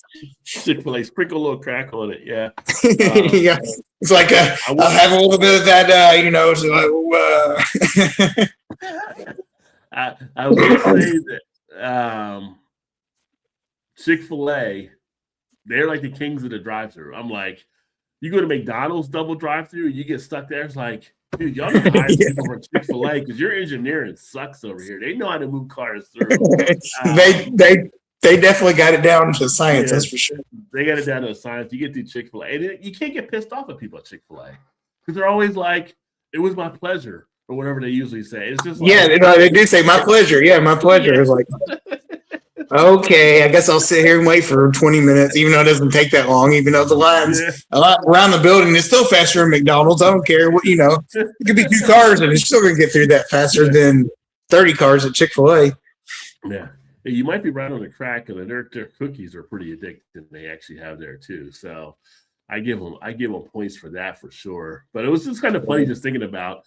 I was like, that's kind of a ballsy move for Kings to open up right across the street from Chick-fil-A, because nobody really wants to take on Chick-fil-A, but they did both do steady business and stuff. So I guess they're doing all right. So one of the main roads we have here in New Albany on State Street. So there's like a Chick-fil-A, a KFC, and then a Popeyes right there within, I want to say, like 2 stoplights of each other. Yeah. So it's like, okay, now it's on. Like, here's the battle of the chicken. There it goes, right there. It's just Kings is great if you like chicken tenders with no seasoning and limited options. But wait a second, all Chick-fil-A does is throw a no seasoned chicken patty on a sandwich with 2 pickles, and people love that. So they got really no seasoning either. I mean, if you want seasoning, like Todd said, you got to go to Popeyes. Popeyes has the seasoning, for stuff. Or even KFC, where you can actually do a little bit different on some of their stuff there.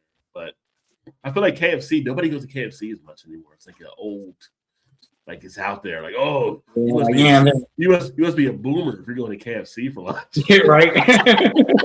You're old school. Okay, you're going to KFC. Like only boomers go to KFC. Yeah.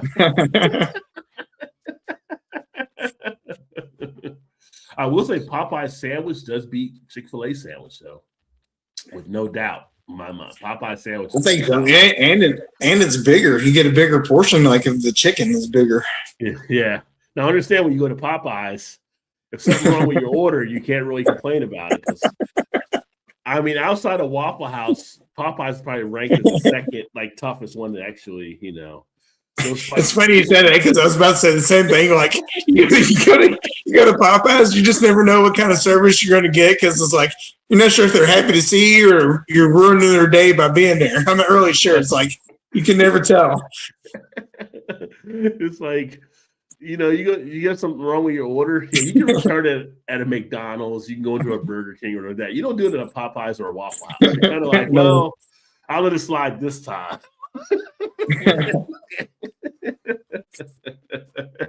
And I've seen videos online of people trying to go in and it's like, oh, should have just stuck with that. They shouldn't have done that. Yeah. You didn't order right there. Yeah. Shouldn't have done that. You're like, all right, you're asking for it. On a Waffle House, those people are like battle trained. I mean, some of the videos I've seen with pops off at a Waffle House, like you don't want to go after the service staff at a Waffle House.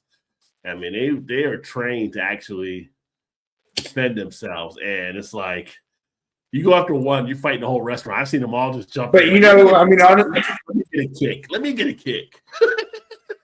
Honestly, there's nothing better than going to a Waffle House after you've had beers at like 2:00 in the morning, because it's kind of like dinner and a movie at the same time, because you never know what you're gonna get when you go in there at that late at night.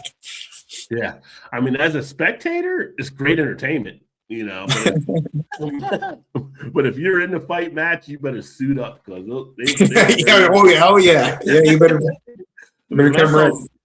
When I saw a video of the server, like pretty much somebody got a chair thrown at her, and she grabbed the chair midair, and like what? Like I was like, it's on now. It's like forget about it. Welcome to the war zone. JT went to Chick-fil-A once in '93, but he wouldn't be back. Dang. That could have been a bad Chick-fil-A, though. I mean, Philly Figures usually works at Chick-fil-A. Remember Philly Figures? Oh, man. Popeye sandwich is definitely the best, yeah. Yeah, Popeye sandwich is solid. I just thought it was funny during the whole chicken war type thing. Popeyes, and it was like Popeyes against Chick-fil-A, and I'm like, nobody was even talking about the Colonel. Like the Colonel's not even got a chance to pull it out, But a funny thing about Popeyes, which again, one of those things you find out later in life you didn't know, the food that built America. I don't know if you saw that episode, Todd. The guy that created Popeyes was white. I never knew that. Everything they kind of do, like makes you think it was a black owner or a black type thing, and it's like, no, it was that was interesting to me. Yeah, I never seen that. Yeah, I never did see that one. Okay. Yeah, which I mean, but he was out of like Louisiana, which you're white in Louisiana. It's like you're almost black, so it's like Well, I was gonna say, but also you go there and you get red beans and rice as a side. Like, okay, who would have thought that would have been? Like, who? I would have never thought that. I would have totally thought it. I was just in shock. It was like finding out, like, I forget what song it was. Well, one of them, like, Rick Astley, find out he was a white guy singing "Never Gonna Give You Up." Like, you're in the radio, you thought it was a black guy that was singing "Never Gonna Give You Up." And then there were a few other ones, like Michael McDonald singing some stuff, and some other people. You're like, whoa, what? Who is this person? Like, are they lip syncing? Like, no, they're actually. Like, wait a minute, are you kidding me? Screwing with me right now? What's going on? so that was one of those moments that blew my mind there. But yeah, but Popeyes, I mean, they deliver. We used to have a place called Churches and Sisters that were actually pretty good chicken places too. I think Sisters was smaller. I don't know if they're still in business, but Churches, I think, is still around as well. Yeah, I think we have Churches around here. I think you gotta go to Louisville to get them, but I don't think they're on Indiana side. I could be wrong on that. Jersey, you get to Jersey and Northeast, they actually have Roy Rogers up there that does some pretty good chicken as well, too. So, and they're actually trying to rebuild that line, I believe. Roy Rogers? Yeah, Rogers, yeah. Oh, yeah. Roy Rogers, and another one that's been a lot of them been popping up here lately is Bojangles. Bojangles is another one that's getting some attention. I feel like it's been kind of like a resurgence of Bojangles, and they're starting to kind of pop up again. Yeah, I'm starting to see some of them as well. And apparently some of that down in Atlanta, but I think at some of the airports out, Ludacris has a chicken joint that's been pretty popular stuff too that he's doing. So, yeah. Ryan's totally right on that one. Yeah. All the publicity I did were prepared for the show. Yeah. Yeah, it's like you just totally screwed their day up by coming in at ordering food. They're like, what are you doing? What are you coming here for? That's totally true, because it always seems like you're putting them out for whatever reasons. Like, oh, come on, man. I just want my food. Just let me go. It's like, can I help you? Like the deep voice, like you caught him off guard. Yeah. It is kind of funny. Maybe that's a Popeyes in general. Maybe that's one of their, like, you have to have an attitude or whatever, and like they're not all about the good service, whatever. I mean, not saying they're not good service, but kind of like part of the act or their stick or whatever. It's like, okay, here you go. I don't know. It might be a generational thing. Like, I'm thinking, like, when I go to Kroger sometimes, I get some of the cashiers that are kind of like, they go through dudes and it's like, so you guys don't bag anymore, or like you're supposed to help out? And if some lines have like baggers, so I'm like, you got to choose your line appropriately, I guess. You're right. Yeah. They sit there and it was like, like you're bothering them, waiting for them to bag stuff up. And it's like, dude, isn't it like part of your job anymore? Like, no, I don't need. And they look at you like, I don't have no room for the groceries anymore. You're not going to bag. Like, wait a minute, I'm the customer. Aren't you going to do that? Like, or no? Yeah. And they're pretty much, I'm going to say, they're like the millennial Gen Z type group, but it's kind of like, do you guys not have that etiquette anymore? Like, you don't have that work ethic? Like, you're supposed to get through and do this or whatever? Because you see the Gen X's or the boomers, like, they're bagging stuff over their lines. Like, why aren't you bagging in your line? Like, So, and then they're like, oh, well, I guess you got in the wrong line. Sorry about your luck. Like sometimes and what I do during the day working for my other job is kind of like you deal with some assistants and it's like they don't want to assist. I'm like, it's literally in your title. Assist is part of assistant. But right now you're just being an ass. You're only doing the front part. I need you to do the whole thing. Help me out. Help me help you. Like Jerry Maguire. Help me help you. That's right. Al Copeland, he was a big shot personality in New Orleans. His house became a huge Christmas lights attraction for years. Yeah, Al Copeland was the one that did Popeyes. Every 15 years or so, he tried out new blonde trophy wife. My friend Jeffrey was his personal chef for a while before becoming a corporate chef. At Copeland Enterprises. Oh, nice. Popeye served as Chef Jeff's mashed potatoes for years until about 10 years. Oh, I didn't. They switched up the recipe. Okay, we still eat the mashed potatoes from time to time. But their beans and rice, I like their beans and rice. It's pretty solid. I was gonna say, I feel like if you're not doing the beans and rice when you go to Popeyes, you're not doing it right. Yeah. So you get your order. They're good. I do like those. It's kind of like you go to Popeyes, you get the order in, you get back to the car, you check it. Oh, they left my biscuit out. You're like, leave it. don't you go back in there asking Yeah, don't tempt it. Don't tempt it. You get a biscuit next time. Right, you get two. Yeah, just order two next time. Don't do it. Just don't do it. So those beans and rice are about 40% lard, which is why they're so good, JT. I know, right? And the problem is, there's not enough lard in our society anymore. You're right, right. Which is also kind of funny when you think about things in the past, like when people used to eat stuff and they would use lard and all kind of stuff, and people were still smaller, like they were skinnier and stuff like that. It was like the whole breakfast thing was something that was created later on by the food industry. Back in the day, your breakfast was like your leftovers from the night before, So it's kind of a different type of stuff we eat now versus before. But then we're like, the size wise is just so totally different and stuff.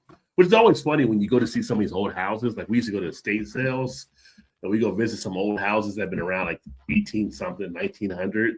And it's like, God, this doorway is so small. Well, back then people were so small. They're going through the doorway. It's like us walking into Munchkin land, like trying to figure out how to get through stuff, I mean, I think like the doorways were like literally 6 foot tall, maybe 7 foot ish, maybe. Yeah. Which also makes it scary when you go to some of the older amusement parks and you ride some of the roller coasters. Like, I don't think this is going to hold me. Like, oh, you'll be fine. Like, I don't know. Like, no, we had a yearly test. You're fine. It'll be all right. Yeah. Start hearing that wood splitting as you're going up on the roller coaster. You're like, I might not make it. I didn't do my will. Yeah. So I would say, as you're going up the hill on the roller coaster, I think I can. All right, too late. Here we go. So switching gears, we'll go into another topic here. A little thing that I don't know if you saw or not, but it was funny because I made fun of it the last time we did a show or whatever, but it was kind of interesting. It's just the whole Michael Irvin thing with the U. He said basically, he pretty much came out in the video talking about how he didn't do coke. But I didn't think he was doing coke. I just thought it was funny to see him all hyped up on the sideline. But his thing was, I didn't do. He says coke wouldn't last that long. It's 4 hours. It wouldn't last that long. Like, Mike, you're not helping yourself in that answer. Yeah, I was gonna say, and how would you know that? So a friend told me. I don't know, but a friend told me. But it was fun watching them getting riled up with the U making their run. But one of the things, like, what are we watching on TV now? Like, what are people watch? Like, we just watched Weapons this past week for the movie for the first time because it's like all Oscar nominated, all that kind of stuff. And I gotta say, it was a pretty cool movie to check out. It was a little bit different. It had a lot of good twists and turns. And who's in that? It's like a bunch of unknown people, really. Although the person that plays like the old aunt that comes in, she ends up getting nominated for an Oscar for whatever. But it's really like a pretty interesting horror type flick and how it's actually told. And it's called Weapons. It's called Weapons. Yeah, it's got a lot of buzz around it. So we just watched the one that I guess it was on Netflix. Ben Affleck and Matt Damon. Oh, I would have watched that one. That's the one. It was pretty good. It was pretty good. The Rip. I think it was called The Rip. Yeah. It was decent. I mean, it wasn't like world beater or anything, but it's pretty good though. Yeah, I mean, those two do pretty good together. I mean, ever since Good Will Hunting came out, they've been pretty much set to kind of do stuff. So, Ben Affleck is kind of like a goofball in a lot of things, but he does a pretty good acting job when you see him do stuff. The roles I've always seen Ben Affleck do, he's actually delivered better than I thought he was going to do.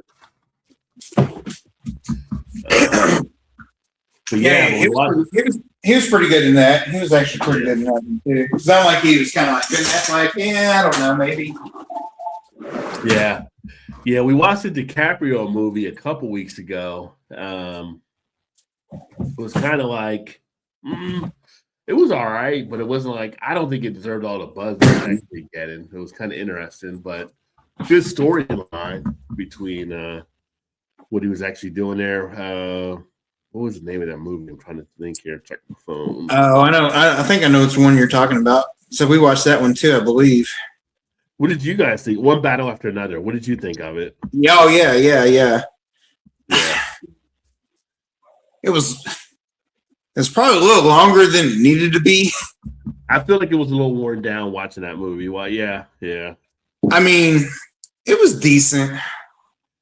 Would I watch it again? I mean, probably not. I mean, not on purpose anyway, but yeah. I would say it was I just felt like it was DiCaprio in. Yeah, I just kind of felt like it was drawn out. Yeah. I felt like it was in some ways kind of basic in some of the parts of it.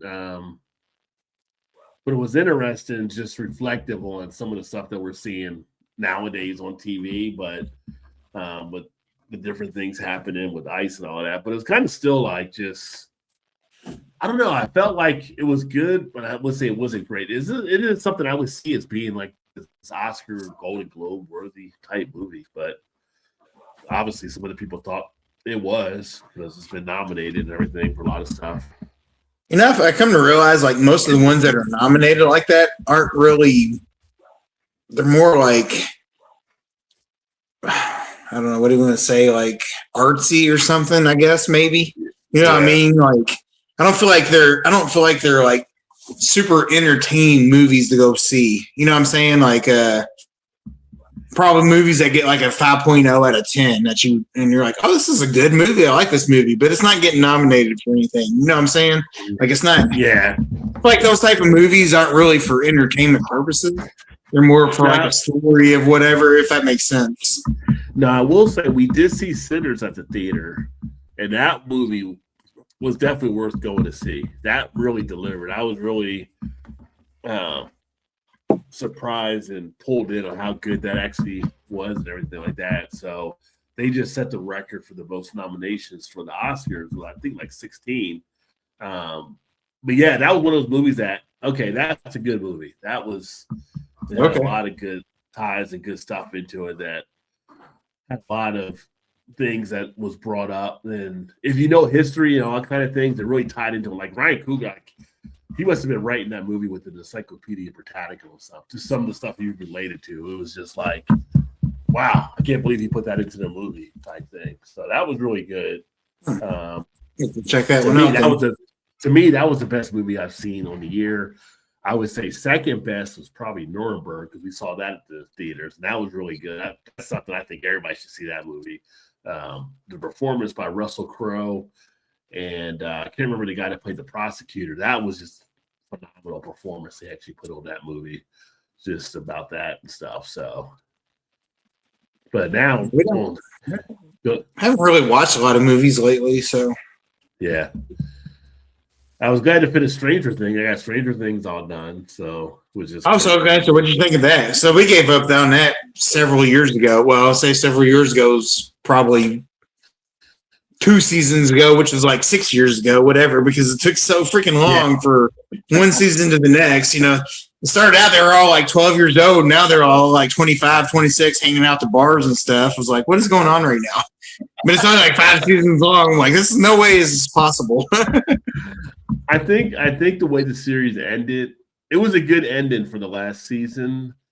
I think you had to give it a little bit of leeway because they basically got bit by COVID, so to speak. So, well, yeah, that's true. That part of it, yeah. They couldn't do production for a number of years, so it's kind of like, okay, you're not really a high school junior now, whatever you're supposed to be, because you can obviously see you're older than that kind of, but you give it a little bit of leeway on how they. So in the last season, were they still supposed to be that age? The last season they were on, like in the last season they were graduating. Okay. So it had moments in the last season where it kind of moves things ahead, but they were like basically 18 or whatever, or 17 or 18, about to graduate and kind of doing some stuff. And some people like nitpicked a few parts, like how did this character get to this point when they were like over here in a coma for a couple years? Well, it's like it tells you it's like 18 months later when they're at this point here. So you had to just so it's jumping ahead. Yeah. So you had to cut a little bit of slack there. There were a few questions that at the end you were kind of like, well, I'd like to know this or like to know that, but for the most part, I think they wrapped it up pretty well on the show itself. So because I was in my mind, I was kind of thinking like, how are they going to make this work? Because those kids are now like in their 20s or whatever, playing 16, 17-year-old kids or whatever age they were in the show. I was like, this will never work. How's this gonna? I want to. Yeah. Well, we gave up on it. Like, I don't think we watched not the final season or the season before that. I don't think we watched. I think we quit watching it before. At that point. I think was there like 5 or 6 seasons? So I think we watched maybe 5 seasons. Five seasons. Yeah. I think we watched the first 3 seasons, and then that was it. I was like, yeah, I'm out. I think it was a good round. I will say the 5th season, there were definitely a few episodes I can see where people had the Kleenex nearby. There were a few tear-jerking episodes that probably hit a few people and stuff. But overall, I thought they did a decent enough job, and it paid off at the end. So it was a good run for them to actually have that stuff. But I'm kind of pumped up to see because Reacher season 4 is about to start too. So I kind of got hooked into that series, which is totally different. Like watching Reacher, the guy that plays Reacher now, versus when Tom Cruise did it in the movies. It's like the guy that plays Reacher on the Prime show is how the book was written. Like, Tom, you're like 5'8". You're not kicking any ass out here, son. Like, yeah. No, we watched that too. So is the latest season out now then? It's about to come out. They got all the teasers and stuff out. So I think it's like February when it comes out. No, I think you're right. Yeah. Yeah. So we watched that one also. In the first season, I thought I liked it, but I feel like his acting was kind of hokey, kind of like forced or something. And maybe it was just him. I don't know. But after that, we still watch it. I like it. I like it a lot better than the very first season of like first few episodes. He just seemed kind of like stiff and like he wasn't really sure about how to act or whatever. He just was playing that role because he was a big dude. You know what I mean? Like he wasn't. Yeah, and I watched him before on a previous one that was on HBO Max, which was he played one of the characters on there. I can't remember the name of the show, but like it was with the guy that was like Robin and a bunch of DC type superheroes. He's a good actor. It probably took a while to get used to it, but yeah, he has that kind of stiffness about him or whatever. But it's kind of like watching NCIS, except it's on HBO or Prime. So it's kind of like NCIS but with cursing or whatever. So yeah, but I'm kind of pumped to see that come out. And then we have the new what's the one with the heroes, the boys, the new boys. Oh, the boys.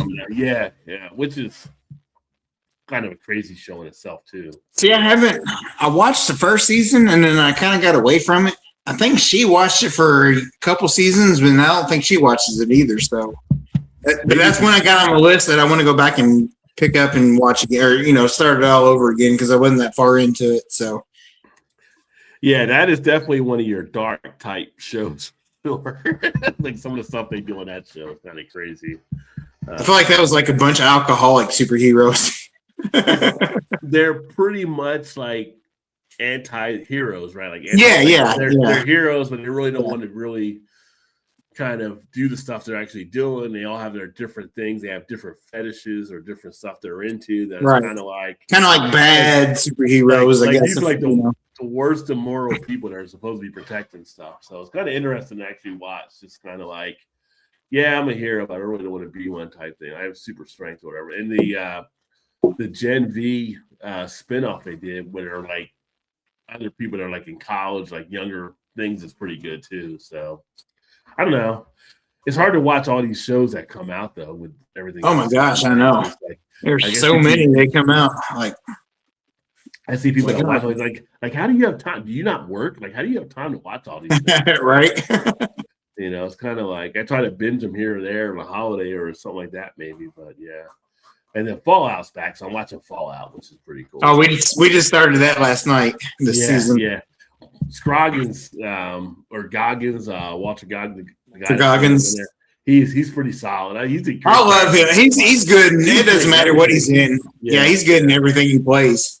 He's so good.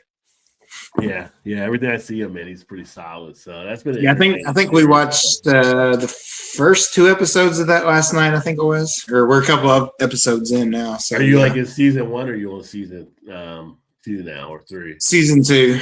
Yeah. The 2 seasons only so far? Yeah, season 2. Just started the second season. So that comes out on Wednesday night. So I haven't watched the one from last night yet. So up until the other ones I've watched. Um, but yeah, and then So we maybe we did only watch the first episode. I don't know how many he's out right now, but it's either 1 or 2 episodes we watched. I can't remember now.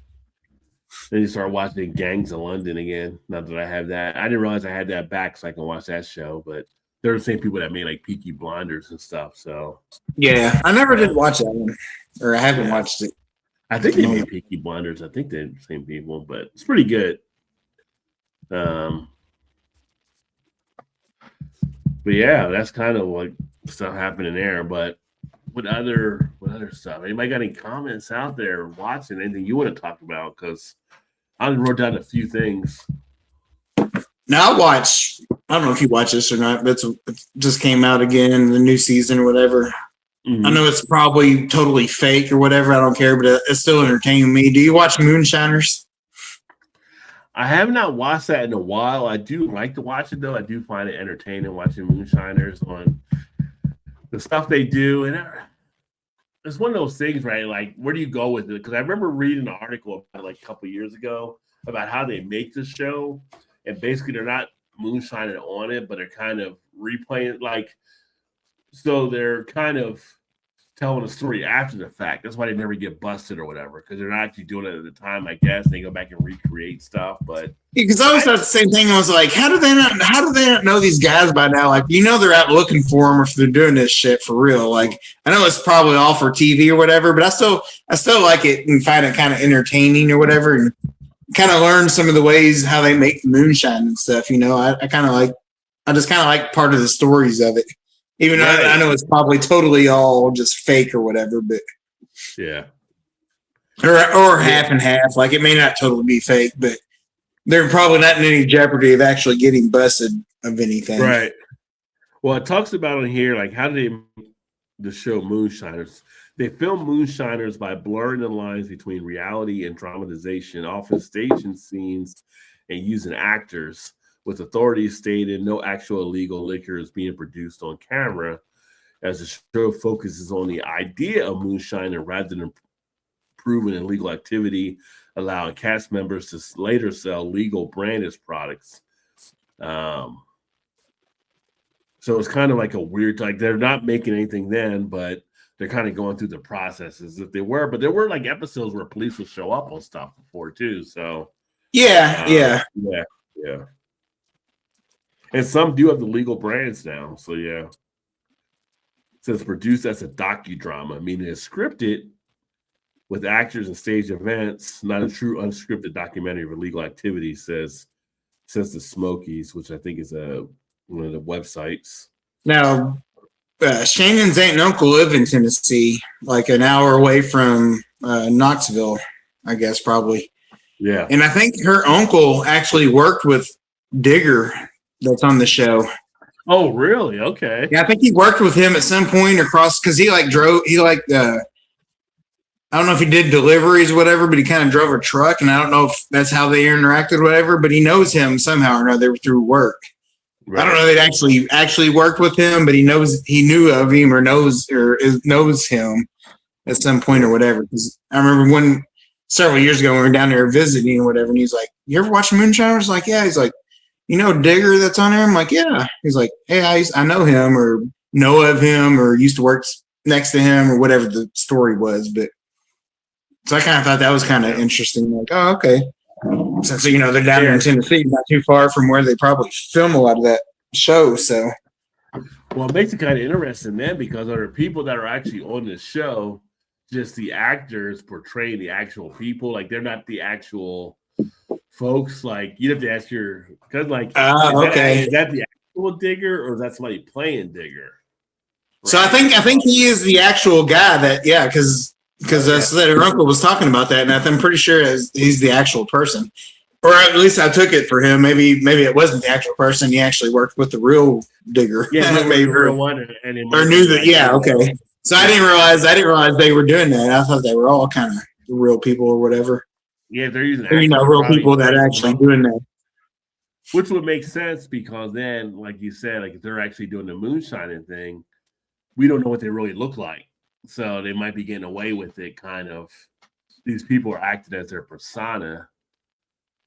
to be those folks, so we don't really know what the folks look like, so they're not really being searched as much by the police. Yeah, so that could very well could be. Because I always thought it is like everybody knows who you are by now. When you're like what 15 seasons in, like how are they not looking for you? Knowing at some point you're going to start shooting for this TV show or whatever. It's like, yeah, and that probably is part of it too. Like that's probably a big part of that stage for the show or whatever. I'm sure, or the dramatization or whatever you know. Right. So another thing thought out for tonight here, and our closing act, because we had fun doing it last week. We were doing the beer word association. So tonight we can do the drink association, right? So I can actually give you the name of a drink. It might be a beer, it might be a liquor, it might be a wine. It might be a cocktail, and then you associate the word that comes to mind. Sound good? All right. All right. Let's see. Let's see. So, if I'm trying to think of the ones from back in the day that we used to drink. So if I say Bartle and James wine cooler.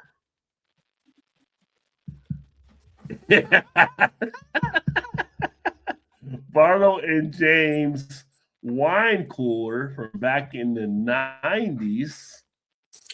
Easy to get. Easy to get. Easy to get. All right. They were pretty easy to get your hands on for sure. They were pretty popular. Actually, when I think of those, I always think of the commercials of the old dude sitting on the porch, the Bartles and James or whatever. Oh yeah, yeah. I think weren't they in rocking chairs back then? I think too. I think so. I think you're right. I think it was rocking chair. Yeah. Yeah. The old Bartle and James cooler. What about a fan favorite for some back in the day? What about Zima? Why don't we shut it down? Shut it down. Shut it down. Shut it down. Shut it down. Shut it down. Shut it down now. We're gonna go Zima on that one. And I only say this because one of my dad's good friends always drank Zima, and I'm going to say Jolly Rancher. I thought you would say that for sure. Because he always put a Jolly Rancher in it to drink. I'm like, if you need to put that in there, then why are you drinking it for to begin with? Makes you wonder, like, who was the first person that came up with the Jolly Rancher idea? I know, right? Yeah, right. Yeah, like who was sitting in the bar with like a pocket of Jolly Ranchers to like, maybe this will help.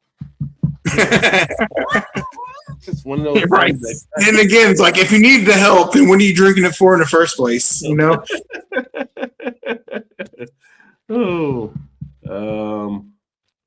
Let me see here. What about? I wish Shannon was here. Uh-oh. You could kick out this one.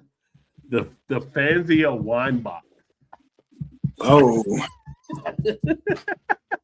She did drink her Fanzia. She did drink her Fanzia for a long time. That's for sure. Where you had the wine with the spigot. Who puts the spigot on a wine box? Fanzia. Regret.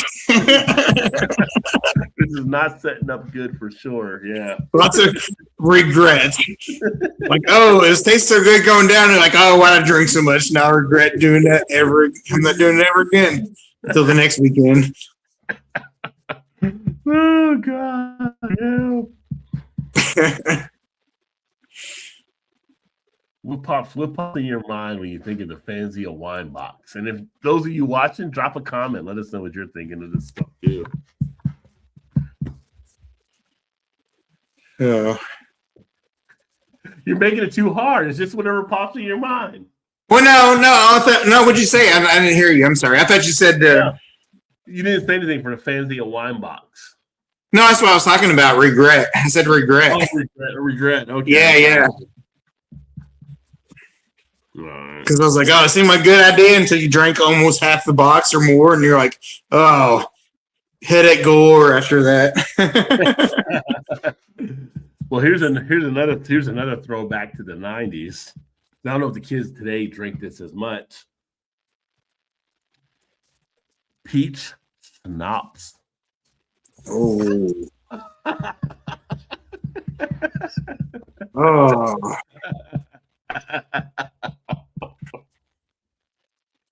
There it is. Peach schnapps.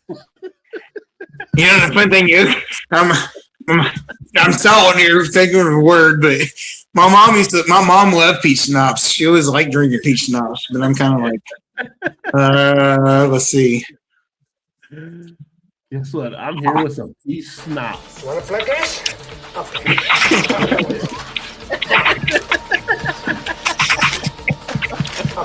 You want to play rough? Schnapps. Say hello to my little friend. Oh, good old peach schnapps. I'm gonna say, just for my person, or from my experience, like holidays. Holidays, okay.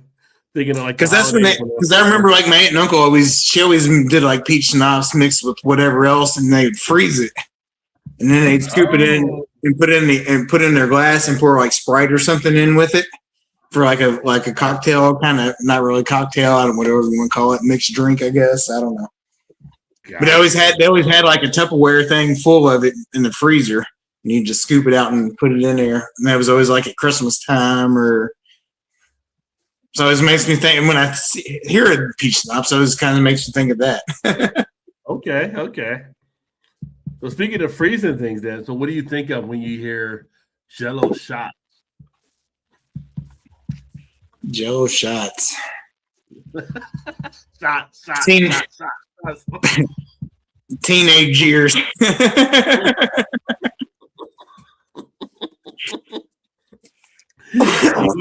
Years, yeah. It's funny, I think of Jello shots. We actually, one year when I was working, we would do like each year at the company I was at, we do a golf outing in the summer with the company golf outing, and I always make Jello shots. The worst thing in the golf course because people do the Jello shots and they throw the container to the grass.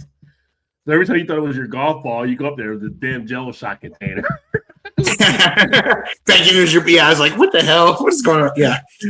Like, damn it. By your golf ball. But yeah. But it's good times. Jello shot was good times. I remember that being the case there as well. A popular favorite of my college years, and maybe yours too. We're going big. We're going Everclear. Oof. Oh. Big mistakes. Yeah. that could have been regret too. Dude, yeah, yes. It's funny you said that because I just saw a TikTok of like it was yesterday. It was a bunch of kids like in their maybe just turned 21 or something, trying Everclear just straight, drinking it straight. And there was one kid that drank the whole thing, and he was like literally just hurling it. He never threw up. And then he took another shot of it. And I was like, dude, what are you doing? And I was like, you're all going to be passed out in like 5 minutes here in a minute. I was like, what is happening right now? It's like, yeah, you want to put that in fruit or put it in a juice or put it in some type of mixer. You don't really want to do it straight. Although I've done straight shots of it before, but come on, I'm a professional. No, but it was Everclear you'd put in like a what was that? Dr. Pepper shots or whatever. Was it with like you put that in Everclear? That was Bacardi 151. That was going Dr. Oh, that's what it was. Okay, that's what it was. Yeah, but both of them were right there for the ABV. Yeah. But now I was thinking last time I had that, but I was thinking, it's been a lot longer than that then, because last time I did like Dr. Pepper shots, I was thinking it was that, but you're right. Well, it's funny you said that because one of the ones I was going to ask you was Bacardi 151. Like, okay, so there you go. There's my answer for that then. Regrets. But see, for me, I think Bacardi 151. I think fun because I think of the Dr. Peppers. The Dr. Oh well, Pepper it was fun for a little while, and then it wasn't, and then it was, So the story behind that, Thunder Over Louisville, the big firework display here, here in my hometown, not too far from you. So this has probably been 20 years ago, maybe, or whatever. And we were there tailgating and drinking, whatever. And I did I want to say 5 of them within maybe an hour and ish time. And I was like, oh, this is good. And all of a sudden I was like, nope. It was like 3:00 in the afternoon. I totally got sick. And I had to sit down for a few minutes. And next thing you know, I was up and ready. I was like, puke and rally, baby, puke and rally. Let's go. And I was good the rest of the night. It's like, I just had to get that. I mean, all that alcohol right there in such a short time. I was like, you dumbass, what are you doing? And I did it. I was like, oh my God. Nothing beats it when a second wind kicks in. Yeah. And it totally was a second wind. And I was good the rest of the night. I drank beer the rest of the night. It was good. It was like, okay. Got all the toxins out, I guess you could say. It's funny you mentioned that. We went to Michigan years ago. We went to a Michigan game. I don't know if I told you the story. We went to Michigan versus Rice with some of my old friends I used to work with back in early 2000s. And we went up there, and one of the guys went to Bowling Green University he graduated from. So we went to Bowling Green the night before to kind of party his alma mater a little bit before he went to the Michigan game the next day. And went to the Michigan game. And it was so funny. We were partying the night before and went to the game, and then we did some drinks after that. We came back the next day after the game, and we had to pull over to the side of the road, and he's just puking. Oh, yeah. He's puking all orange or whatever. And I'm like, is that orange juice? And he's like, no, it's bile. He had this deep, this voice, he was possessed. He started spinning around in circles like he's the Exorcist or something. Whoa, no, it's right. What? Whoa. It's bile. He's like, I didn't have. We went to a buffet that morning. He's like, I didn't have orange juice. It's bile. Oh, my bad. I'm sorry. Yeah.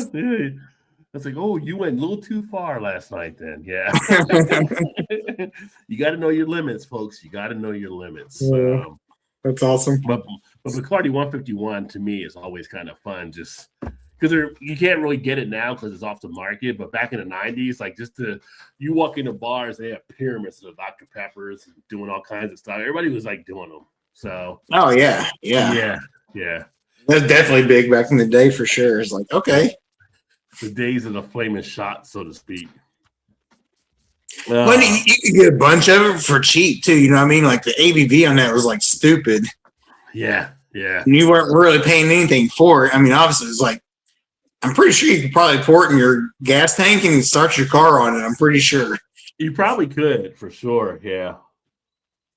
And then, what about Schlitz beer? You remember Schlitz? Schlitz. Did you drink Schlitz back in the day? No, not really. Had Schlitz later on, but by mistake. But not really by mistake. That was just dumb choices again. I didn't plan on having Schlitz, but here I am. Yeah, you're right. Schlitz, give you the shits. Yeah. Well, I think Schlitz and shits probably goes together for that beer. Yeah, right. Yes, that's what I'm saying. Yeah, Schlitz, give me the shits.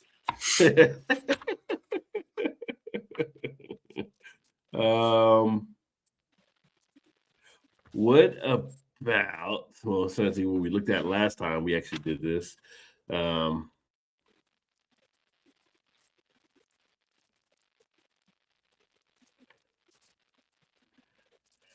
Did you drink any whiskeys and stuff back in the day? No, not really. No. Oh, gosh. China must be coming in. I can't hear you now. No, I never really did dabble in whiskeys until later on. Yeah. Yeah. All right. What about one of Shannon's favorite? The good old MD 2020. Oh God. What comes to mind with that? feel like we already said this before, but that probably falls in line with that also is regret. I was thinking Kind of like that could probably be used for a lot of things. I was thinking like mistake. No mistake. Yeah. Well, yeah, they go hand in hand for sure. Mistake, regret, like I remember back in the day when a friend of mine, he used to always get Mad Dog 2020 and Purple Passion. Do you remember Purple Passion? Oh, I remember Purple Passion was pretty popular. Yes. Oh yeah. What about? Do you remember this one? Bud Ice. Oh. Apparently Bud you did. Ice. You did. Apparently you did.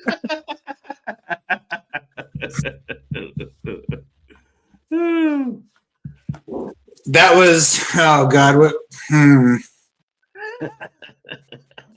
Bud Ice was a little harsh.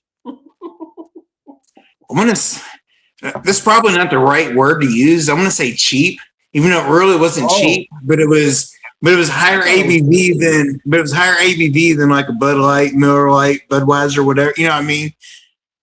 Like that was like one of the first ones, like Red Dog, and that was like one of the first ones that were like 6.5%, whatever it was. I think, and they weren't that much more expensive. I don't think.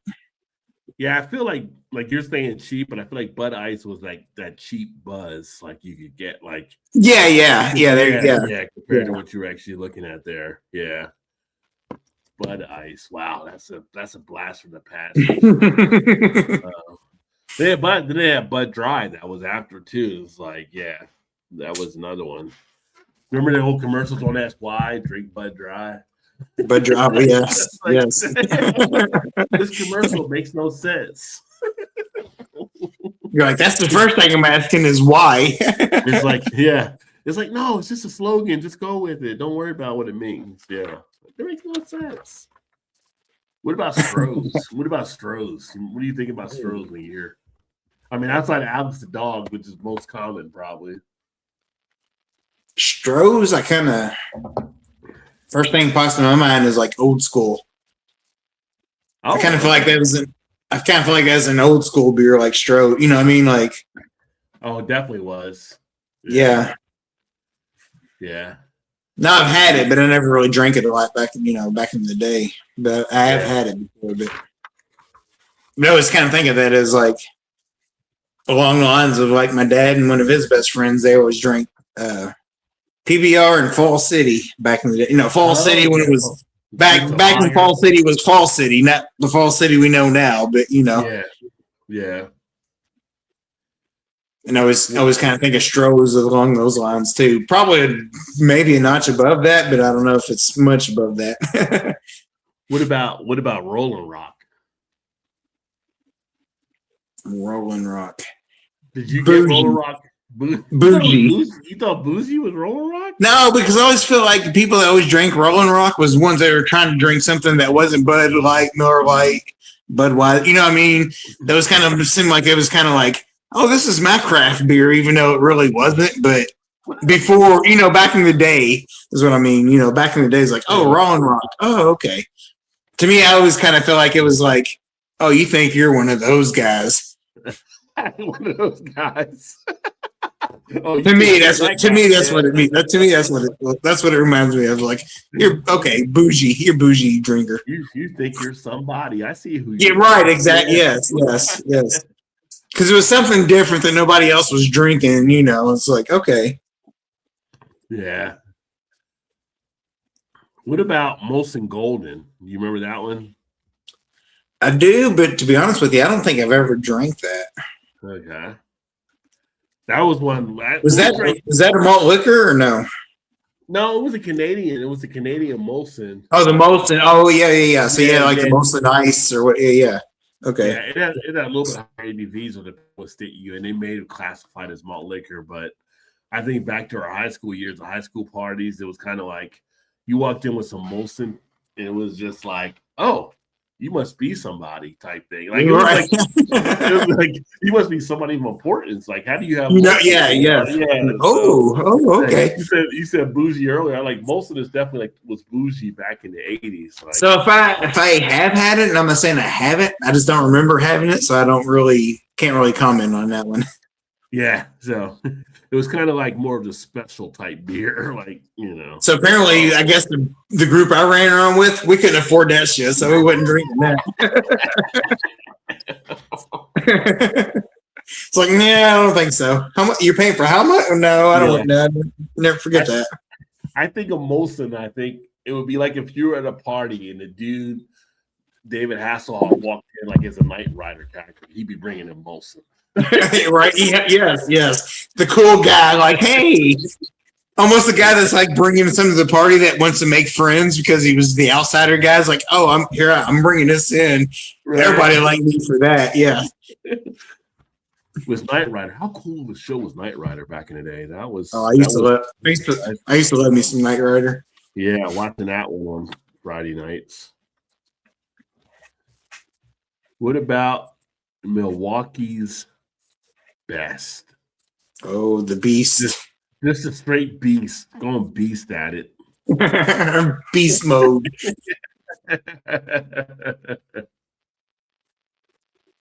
What do you think of that one?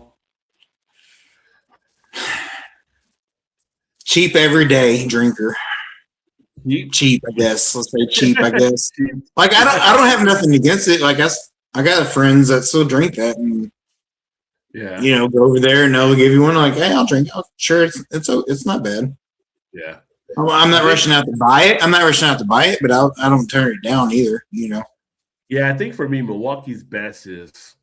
I think of it, and I'm like freshman year of college, because I mean, you don't have a lot of dollars in your pocket, but you're trying to get something. And back then in '87, it's like Milwaukee's best was the beer you would actually get. You felt like a little bit different than what you would get with Bud or like that, everything, but it was definitely a cheap thing. And you were getting back then the ham deal where you were getting like a 24 pack, and it was like $15 or something, right? So I was gonna say, weren't they one of the first ones where you can actually get them like in a 30 pack or whatever? Yeah, they're like 24, 30 pack or whatever back in the day. So it was like, so even then you were thinking, oh, I got 6 more beers than before. Like I was doing, this makes more sense. I'm gonna get 30 than 24 for maybe $1 more, maybe. Okay, all right, let's go. Yeah, it's like you walked into the party, you're like, yo, I got a 30 pack of Milwaukee's. Let's get it on, right? So yeah. Come walking through with it on your shoulder like you're LL Cool J or something with his boombox, like, hey, look what I got. We about to get the drinking going up in here. Like, who's got the quarters? Let's get the quarters game going, right? Oh, yes. I got lit up a few times back in the day playing quarters, that's for sure. I prefer, I like quarters. Did you ever play Thumper when you were back in school? I'm not sure. What was that? Quarters? Thumper was like, you remember the game we used to have back in the day, Simon? With you to memorize the patterns on the video game. Oh yeah. On the little 4-panel thing. Thumper was like the adult alcoholic version of that. So okay. You had to remember what people's signs were as you would go through. So you go through the whole Thumper setup. Why are we here to get fucked up? Blah blah blah blah. You go through the whole thing, and then it would start going through the chain of people, and everybody have a. So you had to repeat. You had to repeat everything that the person in front of you said. Right, but and they were repeating. Yeah, they're repeating the person. Yes, I know. Okay, yeah. I didn't know that was the name of it, but I know. Yes. Yeah, so you were all around the table, and someone have a sign, so make a thumbs up or whatever, and someone have a middle finger, and someone have like a tug of the ear, whatever. So when it came around to you, you had to do the thumbs up, the middle finger, the tug of the ear, and then your sign. Right, all in order. And yes. I do remember that. Yes, that game got you lit up real quick. Yeah. So. Then you always prayed like you were the first or second person in line because you was like, okay, it's only 2 things I gotta remember. Then it goes around the table, and next thing you know, you're like, son of a bitch, I guess I'm gonna drink here because I'm screwed. Yeah, drinking and memorizing go together perfectly. Right. Shout out to Big Daddy in the house. Cheers, my Big friend. Daddy. We're talking about stuff, and he's got old school ice house. He's got the Oh, ice ice house house. going on. And he says, that's my cheapo beer. There you go. Which, we're kind of going through some beer association right now, which kind of brings up, you got the ice house, but I would say to Todd, what about Keystone Ice? Have you ever had the Keystone Ice? Honestly, I don't think I have. I don't remember ever drinking that one. I've had regular Keystone, but I've never had the Keystone Ice, I don't think. Which Keystone have you had? Just a regular? Yeah, just a regular Keystone Lager. What do you think of the Keystone Lager? What comes like to mind for your? What's your one word that comes to mind when you think of Keystone? Economical, I guess. I don't know. I'm not even sure if it is really because I don't know. Oh, it is. It is. It's cheap. I was gonna say it probably is. I wouldn't know because I never buy it, but I have had it from people giving it to me. But yeah. Well, it's funny because Big Daddy said the ice house, and it's like that reminds me of back in the day, back in the 2000 when I used to play softball. When I used to be pitch softball, I would drink Keystone Ice playing softball in our games, which wasn't the best move to make when you're a pitcher. Just saying. Yeah, no, definitely yes. I had the reflexes of a cat. I never got beamed or anything along those lines. So, yeah. He says Ice House kind of makes me think of Red Dog too back in the day. Yeah, Red Dog. So I feel like Ice House and Red Dog were like the two like cheap beers, if you want to say, like macros, whatever, that were higher than your normal, like 4.2%. Like they were like 5-6% or whatever it was back in the day. Yeah. For basically the same price. It was like, oh, we're buying those because there's more ABV to them. Yeah. Well, last time we did Red Dog, and you said it was your. What did you put for Red Dog? Bad decisions. Yes, exactly. Yes. Yes. But we're not doing all the bad stuff, so to speak. So, Sierra Nevada Pale Ale. What's that bring to mind for you? OG. Good call. Yeah, definitely OG. I feel like that's probably one of the first pale ales I ever had. Yeah, I think it's definitely. And they've probably been around as long as anybody. I would assume. I don't know like that actual. Well, probably you were ahead timeline for it, but yeah, I mean, you got to think they were doing stuff at the same time Jim Cook was back in the early to mid '80s, right? So once it was legal to homebrew after '78, they kind of got into it. So yeah, definitely one of the OGs for sure. Ken Grossman and what he's doing out there. I think of it just. I would say OG. I would say like traditional. It's just a nice pale ale, and when you go back to it, like it's just consistent. It's just like on point every time you pick it up. Like if you're looking for a pale ale, yes, yeah, you can't go wrong with it. They always deliver on that. It's just right, legit, so to speak. So, yeah, and totally agree. Let me see here. What about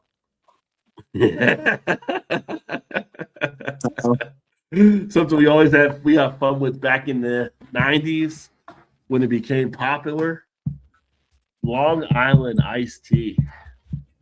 Oh, What memory? What word brings back to that on that one?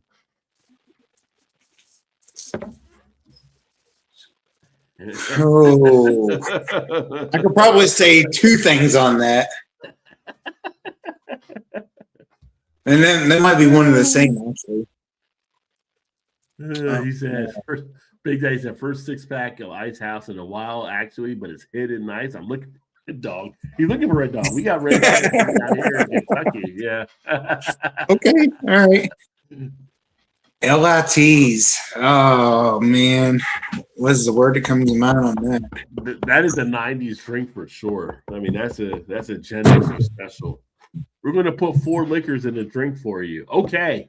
Sign me up. Let's go. I'm gonna say fun. Fun. Because it was always fun when he was drinking the LITs for sure. Like, okay, Yeah. like the party's on, let's go. Here we go. Yeah. But then the same thing I was gonna say is like 2 words. I was gonna say fun and regret also. Yeah. I was gonna say I'd have a phrase for it. Shit's about to get crazy. There you go. Yes, there you go. When they came out with the Long Island iced tea, and it was like, yeah. And I remember I used to bartend. I used to make those for folks. I mean, yeah, you knew shit was about to get amped up for sure. That was one of the '90s drinks that got the party started. Now I think some of the recipes they call for 3. They're not even as strong anymore as they used to be. I was gonna say you can buy them like in pre-made mixes or whatever in the bottles and stuff now, can't you? Yeah, you can, but and I'm sure they're not as strong as No, Gen X were a different breed. We were like, we could tell till you get like something's missing here. Like we go to a restaurant and they're like, well, we did this with vodka or tequila. Like, where's the gin? Like, it's all it's supposed to be 4 clear liquors. Something ain't right. Quit trying to cheat me. I know what Long Island iced tea is supposed to taste like, and this is not it. So, yeah. It's like, thanks for looking out for me, but I want an actual LIT. Like, don't skimp on me now. Yeah. We're like those old people in the bar now. Let me show you how you make it. Let me get behind the bar. Right. Yeah. Here, move out of the way, son. Let me show you. Let me show you how it's done. Oh, here's another 90s favorite for you. Alabama Slammer. Oh. Did you drink many of those back in the day? Did you drink any of those back? I have had them before. That's one of my favorites back in the 90s, actually. Really? Yeah. I was a big Southern Comfort person, so I'm like, let's go. Yeah. I've had it before, but I haven't had very many of them. So that might be another one. Like, I don't know that I actually have a word that pops into my head on that one, but maybe like, I don't know. It's probably the same in the line of OG, but I'm kind of thinking like that's kind of old school. Like back in the day, you'd have that back in the day. I think it's Southern Comfort being an Alabama Slammer back in the 90s. It's kind of like Prince. Let's go crazy. Because you start having a few of those, shit's going to get wild, having an Alabama Slammer back in the day. So, yeah, that's a good one. Yeah. I was a favorite of the old Southern Comforts back then.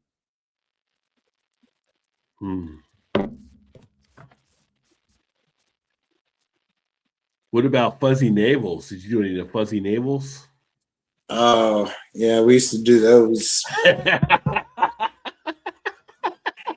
That's another one. That's another one we used to do as a frozen, like make a mix of it and put it in the freezer and then scoop it out and put it with, I don't know, Sprite or whatever it was. Right. And I think my mom also used to drink those sometimes back in the day. I mean, she's not a big drinker, but she would have her drinks every now and again. And I think she did love her fuzzy navels. Fuzzy navels. I don't know. I kind of want to say it's like refreshing, I guess. Kind of refreshing. I can see that with the in a sense, you know what I mean? Like it's nothing like hardcore or anything, but it was. I think my aunt, if I'm thinking it was fuzzy navels, I think she made a big like batch of it all the time too. I know it was like frozen and freeze it, and you scoop it out and pour Sprite or whatever whatever you drank with it in there. Yeah, I feel like the fuzzy navels were like the party starter, right? Like it was like your appetizer, the pregame type thing, and like it wasn't heavy, it wasn't strong, but it was enough to get get the fire lit, get everything started to roll and everything. Just get that little something going, like get your taste of it. Okay, like all right, here we go. Yeah. And then you're off and going after a couple of those. So yeah. But I always thought those tasted pretty good though. So that's why I was like, kind of. We talked earlier about we did the Bartles and James, but what about Boone's Farm? Boone's Farm back in the day. Oh.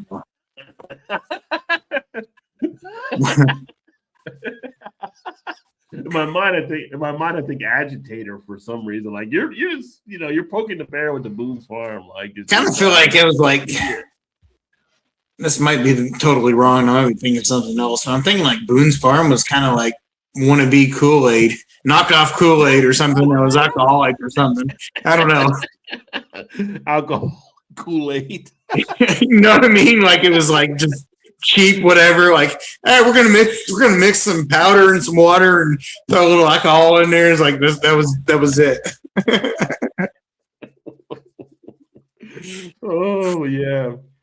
Yeah, Boone's Farm back in the day, that was like the one that like that's another one that could be like shit's about to get crazy too, because you have a few of those bottles around. Yeah. And people like Yeah. We're about to go to a party, let's drink some Boone's Farm or whatever. So I think in the Boone Farm you can still get those like at the gas station in the refrigerated section of the gas stations. Yeah. Well, it was there with the Mad Dog, which the Mad Dog. I was gonna say right next to the Mad Dog. They redesigned their whole line nowadays, so it's kind of like, they're trying to get the whole new younger generation to drink some of their stuff, and I'm like, don't do it. Don't like do it. That should be your first warning: is if you're buying it from the gas station, you're probably not in for a good night. They're like, oh, look at the artwork. It's so cool. Like, no, don't fall for it. Step away. It's like, I'm going to buy that, take a swig of it, and I'm just going to put that in my gas tank instead of the actual gas because it probably would work the same. And it's a lot cheaper, I'm sure. But yeah, you don't want to mess with the Mad Dog. Here's one for you. This is one I'm not a huge fan of, but I know a lot of people have an affinity for whatever reason I can't figure out. Jägermeister. Oh. See, and I don't really even like black licorice, but man, when Shannon and I was just dating, like before we were married, so a friend of mine used to play softball, golf with all the time, whatever. I'm still friends with him, but we don't ever hang out anymore. But every time he always have people over, whatever, you get the bottle of Jägermeister out of the freezer, and I'd take my shots. And she would hate that. She's like, oh, it makes you mean and whatever. I don't think it really did, but that was, before it really was drinking much at all of anything. And she's like, don't do it. She used to get pissed at me when I used to do Jägermeister.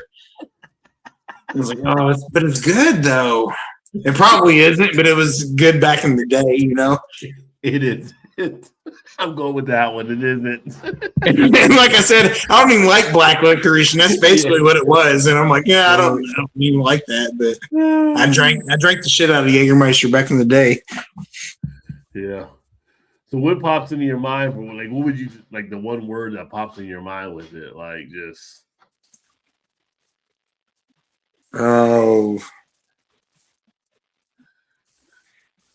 this is like two words that pop in my mind for that one. I'm gonna say like fun times and bad times. Because it seemed like a fun time, but then ended up being not such a good time at the end. Isn't that like the opening of like one of the books or whatever? This was the best of times. And the worst of times. Yes. There you go. That's it right there. Yes. The best of times and the worst of times. Only because it's like the best of times I was drinking, worst of times is like Shannon be like, you should have drank blah, blah, blah. I'm like, oh, probably not, but here we are. So what are you going to do now? Yeah.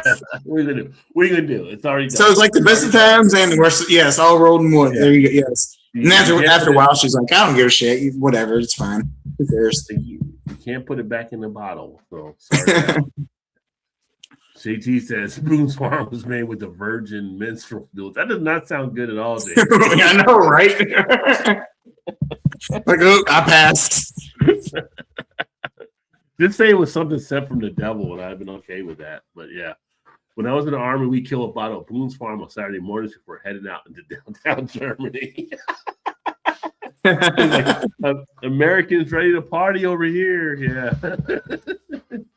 No, you're confusing it with Ann Coulter's preferred beverage, Darling. I never heard of that one there before, but yeah. But yeah. I'm not a fan of Jägermeister. Jägermeister is just like, I don't know, devil or something to me. Like, it's just like, someone says, you want to do some Jägermeister shots? Like, no. Mm-mm, mm-mm. Yeah, most Ouzo, same type of way for me. I don't do either. I don't like to do either of those. And then Goldschlager. Underberg's another one that people have been drinking lately. I'm not a fan of Underberg. I'm like, why is this still even a thing? It's kind of like the measles. Like, why are measles coming back? Right. Coming back. There's no reason to bring it back. Like, just let it die. Just let it die. I'll do eczema before any of those things. Now, I can't tell you the last time I actually had Goldschlager, but I mean, if somebody gave me one, I'd drink it just to try it and see. And I'd probably be like, no, I don't want no more of this. Like, of course you would. I mean, when in Rome, why not, right? I mean, you're the man that finished one Utopia bottle in one evening sitting. So, yeah. Which I would not recommend for anybody to do that, but I did. So, yes, you're right. Oh, man. Do I remember much about that night? Not very much, but I do remember bits and pieces, but not a lot of it. What about the old, I don't know if you had this or not, but the old Smirnoff Bacchus, where people used to get Smirnoff. Oh, you're talking like the old coolers, $14.99 a bottle of Smirnoff. No, not the vodka itself, but the coolers. Oh, they would have. Like, do you remember those? Like, when people would get like Smirnoff and they had to like chug it or whatever. No, I do. No, I know what you're talking about. Yeah. I feel like I have had those, but it doesn't really pop into my head. If you haven't had them, that's great. That's a great life if you haven't had them. I know, right? But I remember seeing the bottle, so that's what I'm thinking is like, did I just know the bottle or did I actually have it? I don't remember if I did or not, so I can't really say. I'd say I probably have. I just don't remember having it. Yeah. I remember when people were coming out with those and it was like, you got to chug it or whatever. Like, it's a Smirnoff Ice. And it was Smirnoff Ice.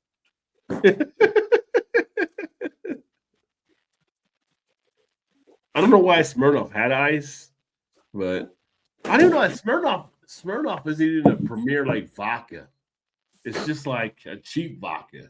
Right. Yeah. It's not like one of the more expensive type vodkas, right? So it's kind of like, I guess that's why they did it kind of as a Smirnoff Ice type thing. I mean, yeah, Smirnoff is one of those like $9.99 or $14.99 bottles. You get a big one, like you don't want to drink it straight; you just want to mix it. But JT says Jaeger is a bit too cough, man. No, it's a bit too nasty. Is what you want to put there. It's nasty. Do not like any Jägermeister, Ouzo, Absinthe. I put them all in the same camp. Like, literally, I may do Malort before any of those, which I'm not a Malort fan. But I would do Malort before any of those other ones for sure. Which, if you haven't had Malort, you probably don't want to have it. But if you I had it in Chicago when we were there, maybe was it in Canada when we had it? We did Niagara, yeah. And you were that's when it was. Oh, that's where it was. Yeah. Oh, because Mal brought it. That's what it was. Yeah, Mal brought it. I mean, I can ask you about it, but I know your answer is like, oh, it wasn't that bad. You were like, it wasn't as bad as I thought it was. Like, you were like the most optimistic of all the people there. Like, you're exactly right. I did. It's like, oh, here's some open a bottle. I was like, I'll drink it. It's like, okay. I was expecting way worse, but I was like, it's not great. But this wasn't what I thought everybody was saying. It's like, oh, this is the worst thing I ever had. I was like, no, I don't think it was, but yeah.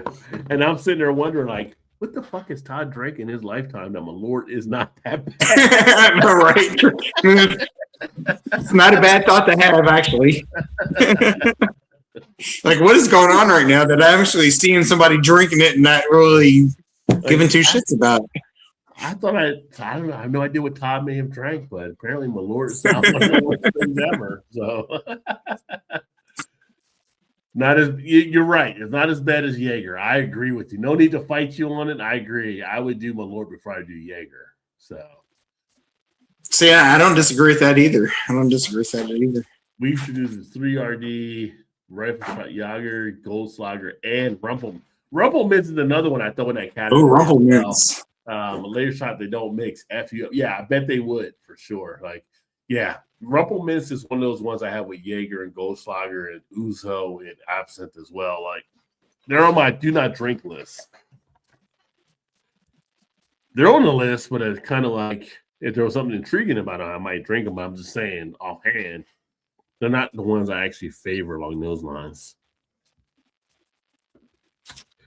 But yeah, I thought we'd do a little bit of the drink association for tonight because that's kind of fun just to see thoughts on stuff as well. But outside of that, it's always a great time to be out here. So that was a good segment there. I like it because it was like a lot of drinks I've never even thought about for a long time. Like, yeah, we'll try to bring that back on the different episodes. I can't do them all now, obviously, because it'll run out. But I'll have other ones I'll bring up during the next few episodes and stuff too. So, but yeah, we're going to extend it out from not just beer, but beer, liquor, cocktails, wine, whatever. Trying to find some of the common stuff. We'll try to figure out what Todd may have drank out there, and then kind of started. So. Like myself, Todd, a worldwide drinker, so he's trying different things. So yeah, no, but that's fun just to kind of see. And then a lot of these drinks bring back memories and stuff. It's kind of like the whole Bacardi 151. I mean, the Dr. Pepper, like I said, like that brings back so many memories of. It's sad now because people can't get Bacardi 151, but back in the 90s when we go to parties and you'd have the flaming Dr. Peppers and before it became a fire hazard, so to speak, at bars. I mean, that was like a blast. It was like a show getting shots and stuff, and they'd have like these pyramids of flaming 151s, and yeah, they get the party started for sure. I feel like, I don't know, being a Gen Xer, we pushed a lot of shit to boundaries for sure. For sure. Kind of got restrained in and stuff, like we were like the generation, like let's see how far we can go, or whatever. It's kind of like you remember, like being a kid, like our parents were kind of like be home when the light comes on, or it may be, or whatever. Right? Yeah, We would get on bicycles and we would fucking ride all over town. Like we'd be all kind of places we probably shouldn't have been, type things, and it was just like an adventure for us to go out. And I think of kids nowadays, they really, I don't know, the world's different where maybe they don't get to experience some of that stuff. But we were like out there doing it. We're like the fucking Goonies. We're like the Goonies generation. Let's go out there and just do shit, Oh yeah, for sure. Yeah, because just like, right up to the malls and stuff or whatever, and what really probably supposed to be doing that, I'm sure, but we did. So oh yeah, it's like, oh, here's a cave. Let's go in and see what's in it, type thing or whatever. It's kind of like. We didn't have any of the what do you call it? The hand sanitizer type stuff. Like back then, we get all dirty and all kinds of stuff. We didn't have hand sanitizer. Like you just rinse it off with some water, get the hose. Yeah, right, yeah, whatever. Yeah, it was a totally different thing or whatever. We just really even that. You just like, I just wipe it on my shirt. I don't need no. Just wipe it on your shirt or whatever. It's clean. It's good. We're out there doing all kinds of shit we're not supposed to do. We're climbing trees we're not supposed to climb. We're like, hey, here's a tree here. Here's a rope. Let's see if we can make a rope swing. Nothing was ever checked to be safe, and whenever we do it, and evident at some point it would snap on someone, and someone goes, yeah, right, yes, and we'd be like, you weren't with us, when you go home, you weren't with us, like type thing. Right, we wasn't here. You didn't see us. Yeah. They go to the ER or whatever, get their arm patched up, but we just did all kinds of different shit and cutting through yards and running from dogs and all kinds of stuff. I mean. Kind of sad that like a lot of kids don't experience that now, but that was just the fun of growing up back then in the 80s and the 90s and just doing shit that we weren't supposed to do. Yeah, the good old days. The good old days. It was funny as kids. It was like parents or older people would tell us like, "Don't rush it. Enjoy your youth while you can," or whatever. And it's like, "What are you talking about, old man?" Or whatever. Blah, blah. Now it's like, yeah. Right? They're like, "Oh, should have listened. Should have listened." Should have enjoyed it more than I actually did enjoy it. So yeah, well, we had the imagination of stuff back then too. It's kind of like just we didn't need the video games or electronic type stuff. We come up with shit in our head to do. Oh yeah, make up your own. Yeah, make up your own shit. Make your own adventure, go into the fucking woods and make like forts and all kinds of shit, and just it was just different. It was different times. It's totally different. Yeah. I don't know. Maybe getting older now, I'm kind of just reminiscent of the times we had back then. But I just feel like it's just kids today are just too ingrained inside. They don't get to feel the outside. They don't get the chance to vibe. Oh yeah. Like I said, we used to always go out and play in the streets or softball or not softball, but wiffle ball and football or basketball. And as I grew up going through, through my mom's neighborhood as I got older, it's like never saw a kid in one outside doing anything. I'm like, where are these kids at during the summertime? When I know they're out of school, like where are they at? And we probably inside playing PlayStation or whatever. Yeah. I'm talking about some of the weather stuff here, but it's like when we were kids, we love when fucking like snow would come because we can like go out and make extra money, like shoveling someone's driveway or whatever. Oh yeah, yes. You go by your no kids have come by at all. Like, hey, can I shovel your driveway or whatever? Like back in the day, like that was an instant hustle for kids. Shovel someone. I remember one time when I was a kid. I remember one time we went to this old lady's house and was like, "We'll shovel your." Oh no, it wasn't shovel. We would rake leaves. Yeah, and she had a big ass freaking yard too. End of the day, we didn't negotiate terms or anything, but I just assumed it was going to get like at least $10 or something. I think we got like $2 in a canned Coke, and we were out there for like it was almost like a whole Saturday. It was like, really? Come on, are you serious? Like, come on. It's like dummy us, I guess. At that time, I was like, you didn't think about that, so you just, like they got child labor laws against this now. right, exactly. Yeah, no, it was a different, it's kind of weird like seeing that now, it's funny, like just the different stuff, and people pay for the companies to come kind of shovel something. But back in the day, it was like, oh, a snowstorm, let me go see if I can shovel this or shovel that or make a few extra bucks and stuff. So nowadays the kids stay in, I guess, and play the video games until whenever. Yeah, it's interesting, but that's all I got kind of for tonight. Yeah, times have definitely changed, but I think we're pretty much done for the evening here, and appreciate everybody kind of hanging out and having some fun. And come back in a couple weeks, we'll do it again and have a blast. Anything you want to add, Todd, on your end at all? No, glad to be back at it again. It's fun. Yeah. It's like it was good night tonight. Like a lot of people chiming in, so it was fun. Yeah, it was good. Shout out to everybody that came back, Big Daddy and JT and Liz. It was great seeing and bring back a lot of nostalgia and old memories tonight for sure. Yeah, you have to let Trez know we're going back on Thursday nights again because I know he. Checking in because he's usually working during this time. So Fridays, I think he was off doing other stuff. But yeah, no, it's all great and appreciate everybody spending some time with us. Hopefully, everybody stays warm and safe as we head into the weekend. And that being said, we'll go ahead and get ready to sign off. Great to see you all, says JT. Definitely, cheers. Great to see you as well, my friend. And thanks for everybody that tuned in. And we'll catch up with you guys in a couple of weeks, if not before. And y'all have a good one and a great weekend. And stay safe out there. Stay warm. Cheers, everybody. Absolutely. Cheers.